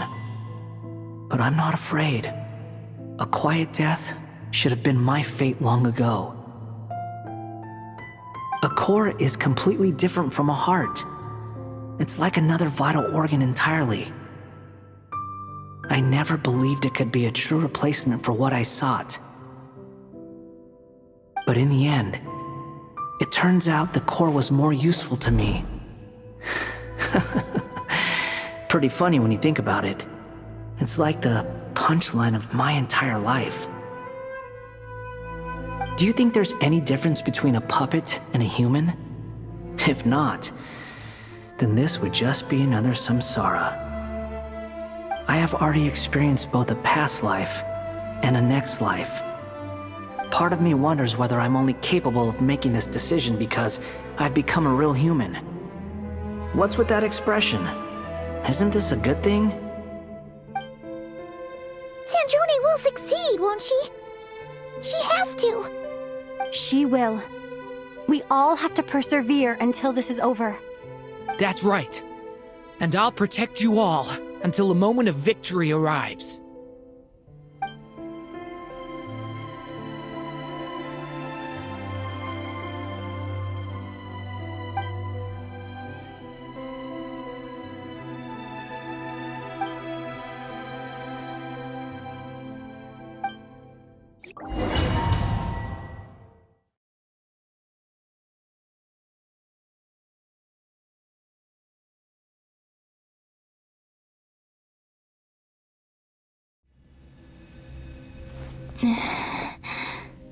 Who are you? Call me Sonnet. You have the same power as Canon. Sonnet. So, you're the goddess of the iridescent moon? Oh, goodness! You recognize me? Well then, what's your name? Columbina. Columbina Hyposelenia. Hyposelenia? What a lovely name. Did you choose it yourself? It was a joint effort between me and my friends. Friends? You mean your friends in the heavens? Huh? Oh, sorry. You must be exhausted. I apologize. Hang in there. Let me introduce you to my older sisters. Do you mean the other two moon goddesses? Arya and Canon? Wow, you sure know a lot. Hey, does that mean that our story goes on into the future? Oh, I guess that wasn't the best question to ask. It's all right. We were prepared for that possibility. You could say we were too prepared. I can't even remember how long my sisters and I have been here by this point. When did you get here? How long has it been? I can't say for sure, but it feels like it's been forever. I see. Are you feeling all right? You look a little unwell. I can hold out a while longer.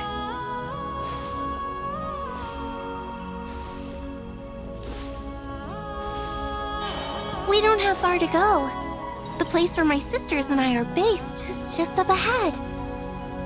Don't worry, they're both really nice. I'll introduce you.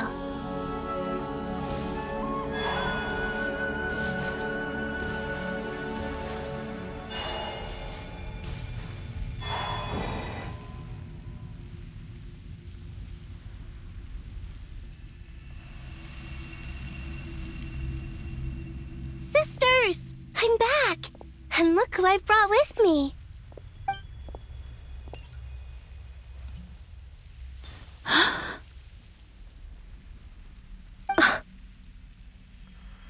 It's our lovely little sister, born in the far future. The pleasure is all mine.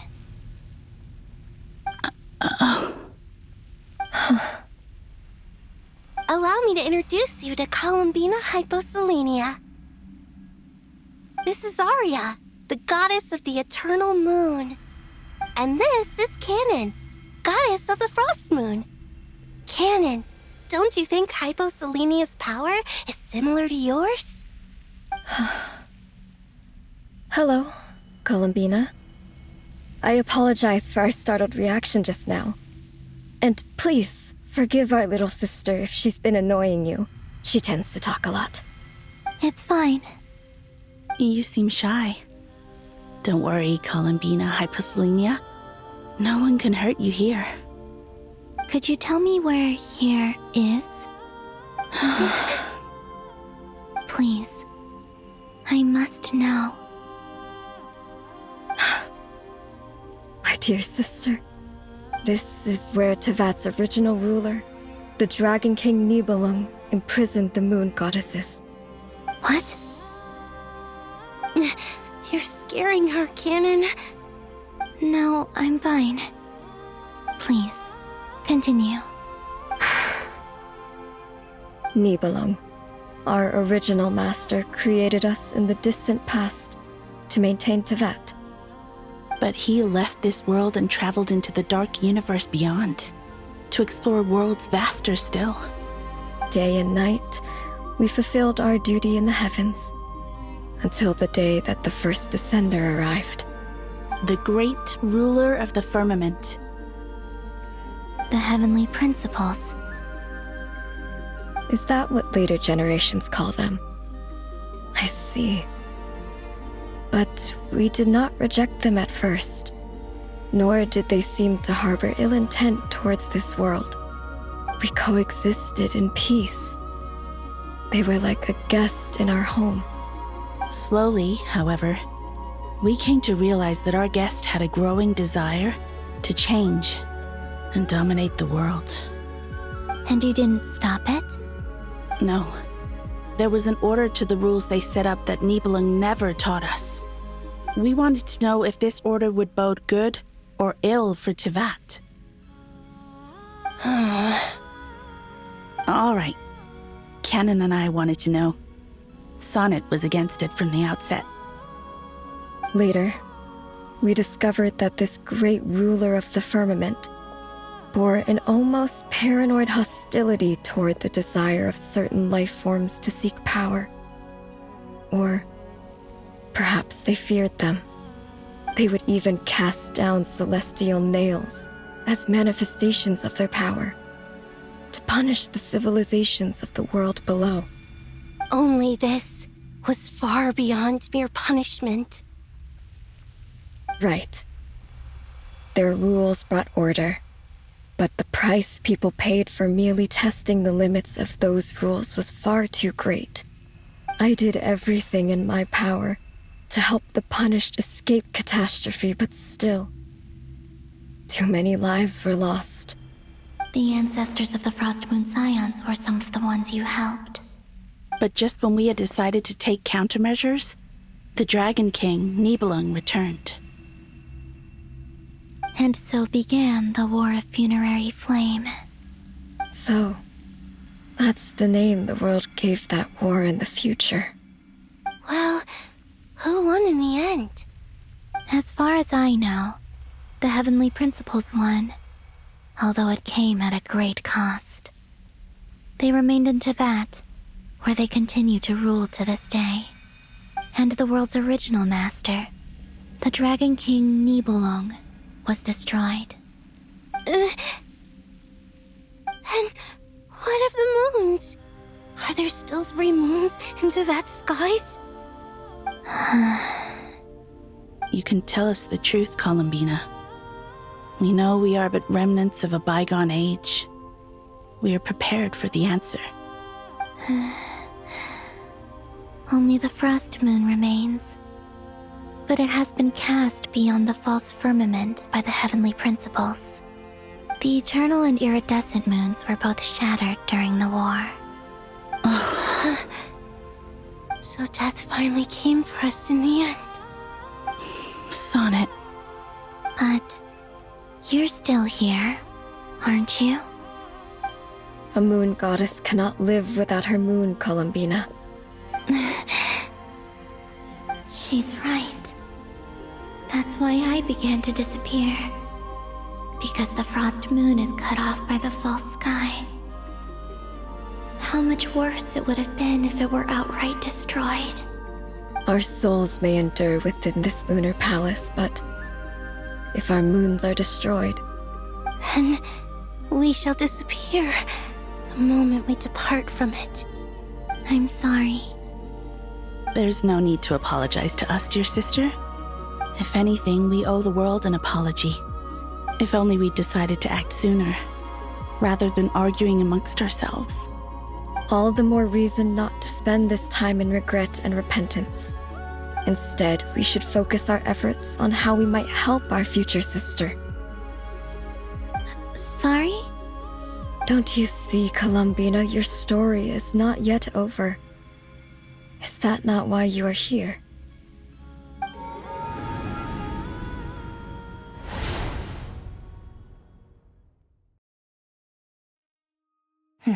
It's done. Initiate numerological array.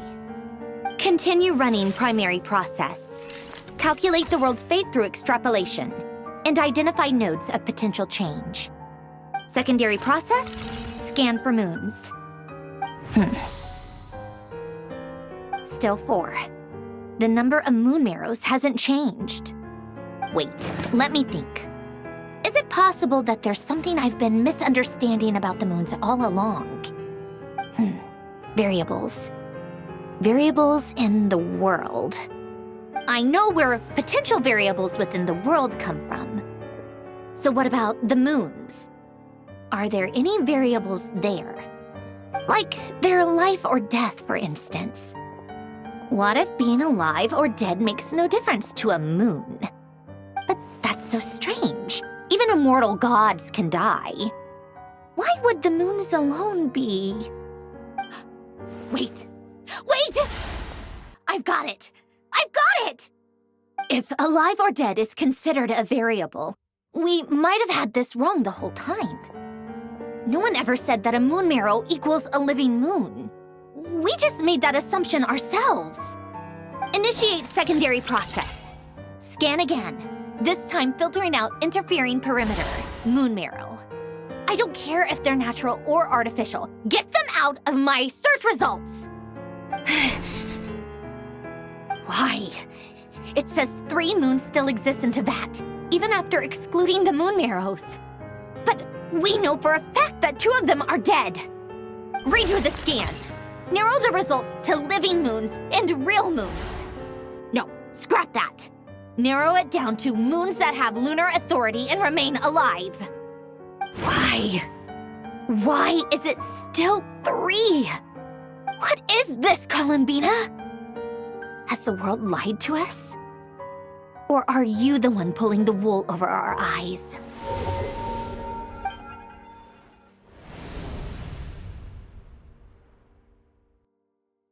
So, you think that the moon's reflection might be where Nibelung imprisoned the 3 moon sisters? Yes, it would explain a lot, such as why that space would respond to a moon goddess's power, opening the moon gate at her command.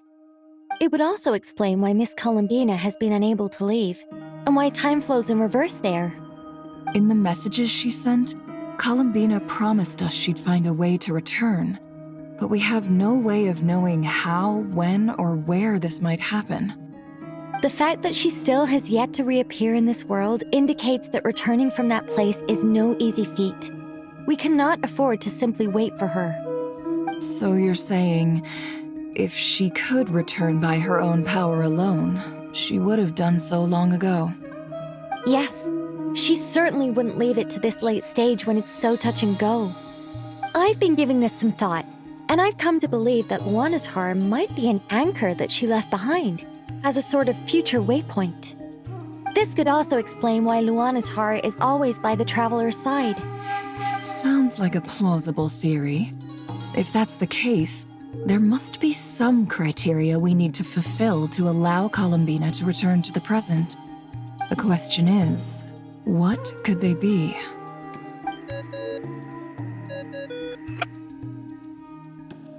Hello? Listen up! This is extremely important!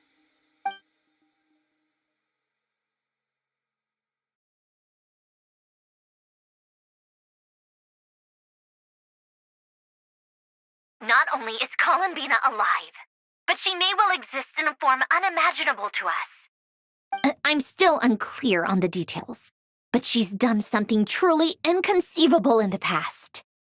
And the clue to what she's done lies in the moon and Tevat sky. Truly amazing. Oh, I'm so delighted for her. I'm sure we all feel the same. And I'm sure Columbina is ready to get back here and fight by our side. I'll keep my calculations going and try to find some way of coordinating with her. But that's not an excuse for everyone else to slack off, okay? All of you had better keep trying to think of solutions. How can the dead moon still live? And Luanatar...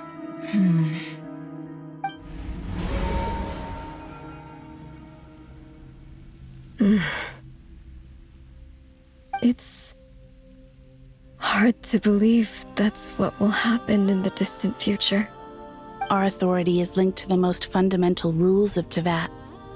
I suppose it's no wonder that many would covet that power. I didn't realize that when you said friends, you meant people who live down in Tevat. That's so lovely. I always wanted to go down there and have some fun. Have you ever tried leaving this prison? Of course. Between us, we've tried everything. But no matter where we go, this space will eventually bring us back here. It's like the center of a whirlpool. Everything ultimately converges here, at the moment when Nibelung imprisoned us.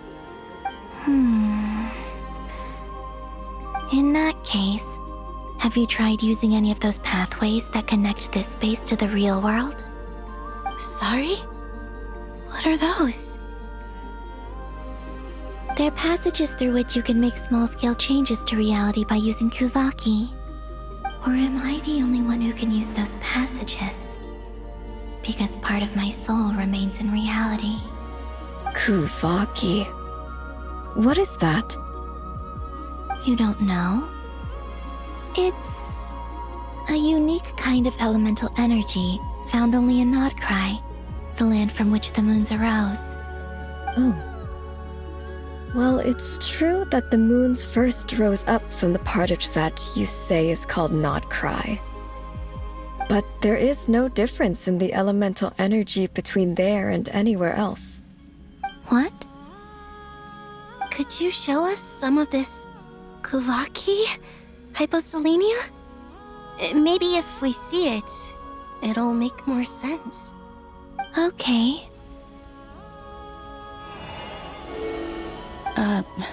Isn't that just your power? What? But it's everywhere in Nod-Krai. In the air, in the land. Even the creatures who live there have adapted to its influence. How curious. This Kuvaki certainly did not exist anywhere in the world before we were imprisoned. Let alone influence living creatures.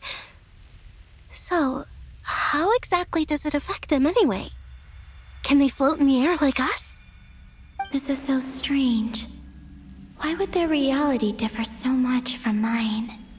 Columbina, you're looking for more than just a way out of here, aren't you? Yes. If I am to help my friends, I will need tri-lunar authority on par with that of our foe. You mean... you'll need our power? This sounds extremely risky. The three moons' powers are not mutually compatible. Concentrating them into one goddess will be a very painful process. And if anything goes wrong, it could tear you to pieces. I know. But I'm willing to take that risk. Even so, let's say we successfully transfer our authority to you. How will you take it outside this prison? Nibelung constructed this realm specifically to prevent us from using our powers to interfere in his war. No moon goddess can leave this place alive. What if I don't leave alive?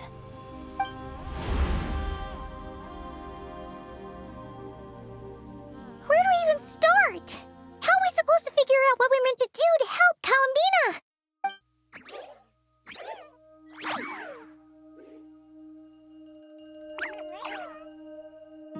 Columbina, what do you need from us? If she really got to the beginning of time in there, how do you think she'd leave us a message? You don't think she'd write it down on a stone tablet somewhere in the hopes that we'd find it, do you? Seems unlikely. Columbina may not talk a lot, but she thinks deeply about issues like this. Let's review what we know. This is the Columbina who fought alongside us against the Rehir of Solnari, and with whom we celebrated Moon Prayer Night. She knows our personalities, our ways of doing things, even our unique strengths and abilities. So, if she wanted to tell us something from a long, long time ago, what would she do? Oh.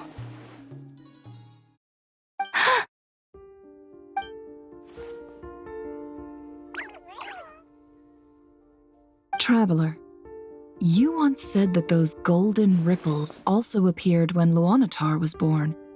What if Columbina left Luanatar here, not just as an anchor to the real world, but for some other purpose?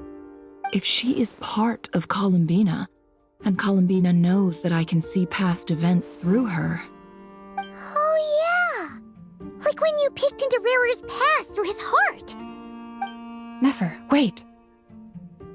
If you're right about this, and you can really see past events through Luanatar, your eyes, they'll...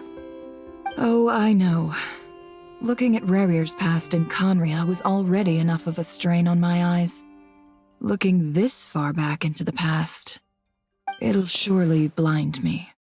But it's our only chance. This is the only way.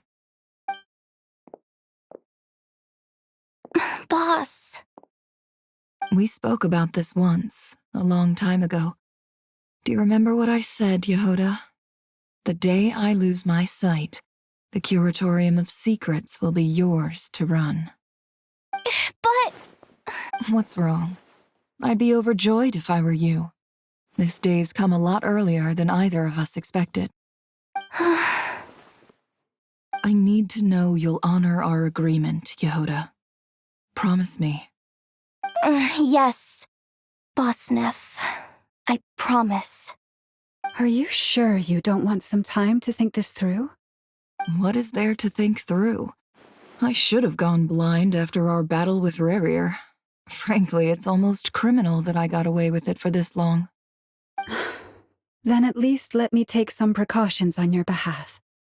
And if you really do lose your sight, I'll visit your office every day and make sure you're well looked after. Oh, please, anything but that. I was actually ready to go through with this. Are you trying to scare me into backing out? As if I could ever scare you. I'll assume you're just joking to calm your nerves. All right, enough chit-chat. Let's do this.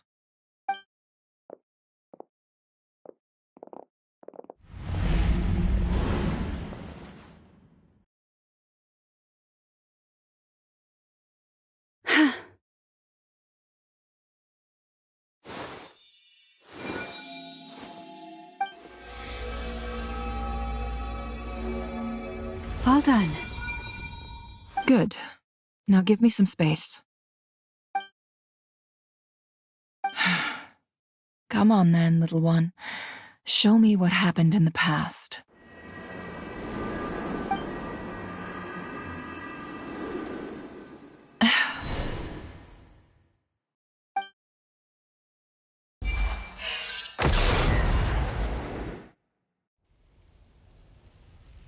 Between the Trilunar Authority, Kuvaki, and the sole-surviving moon, the Frost Moon, I think I might know how to get back.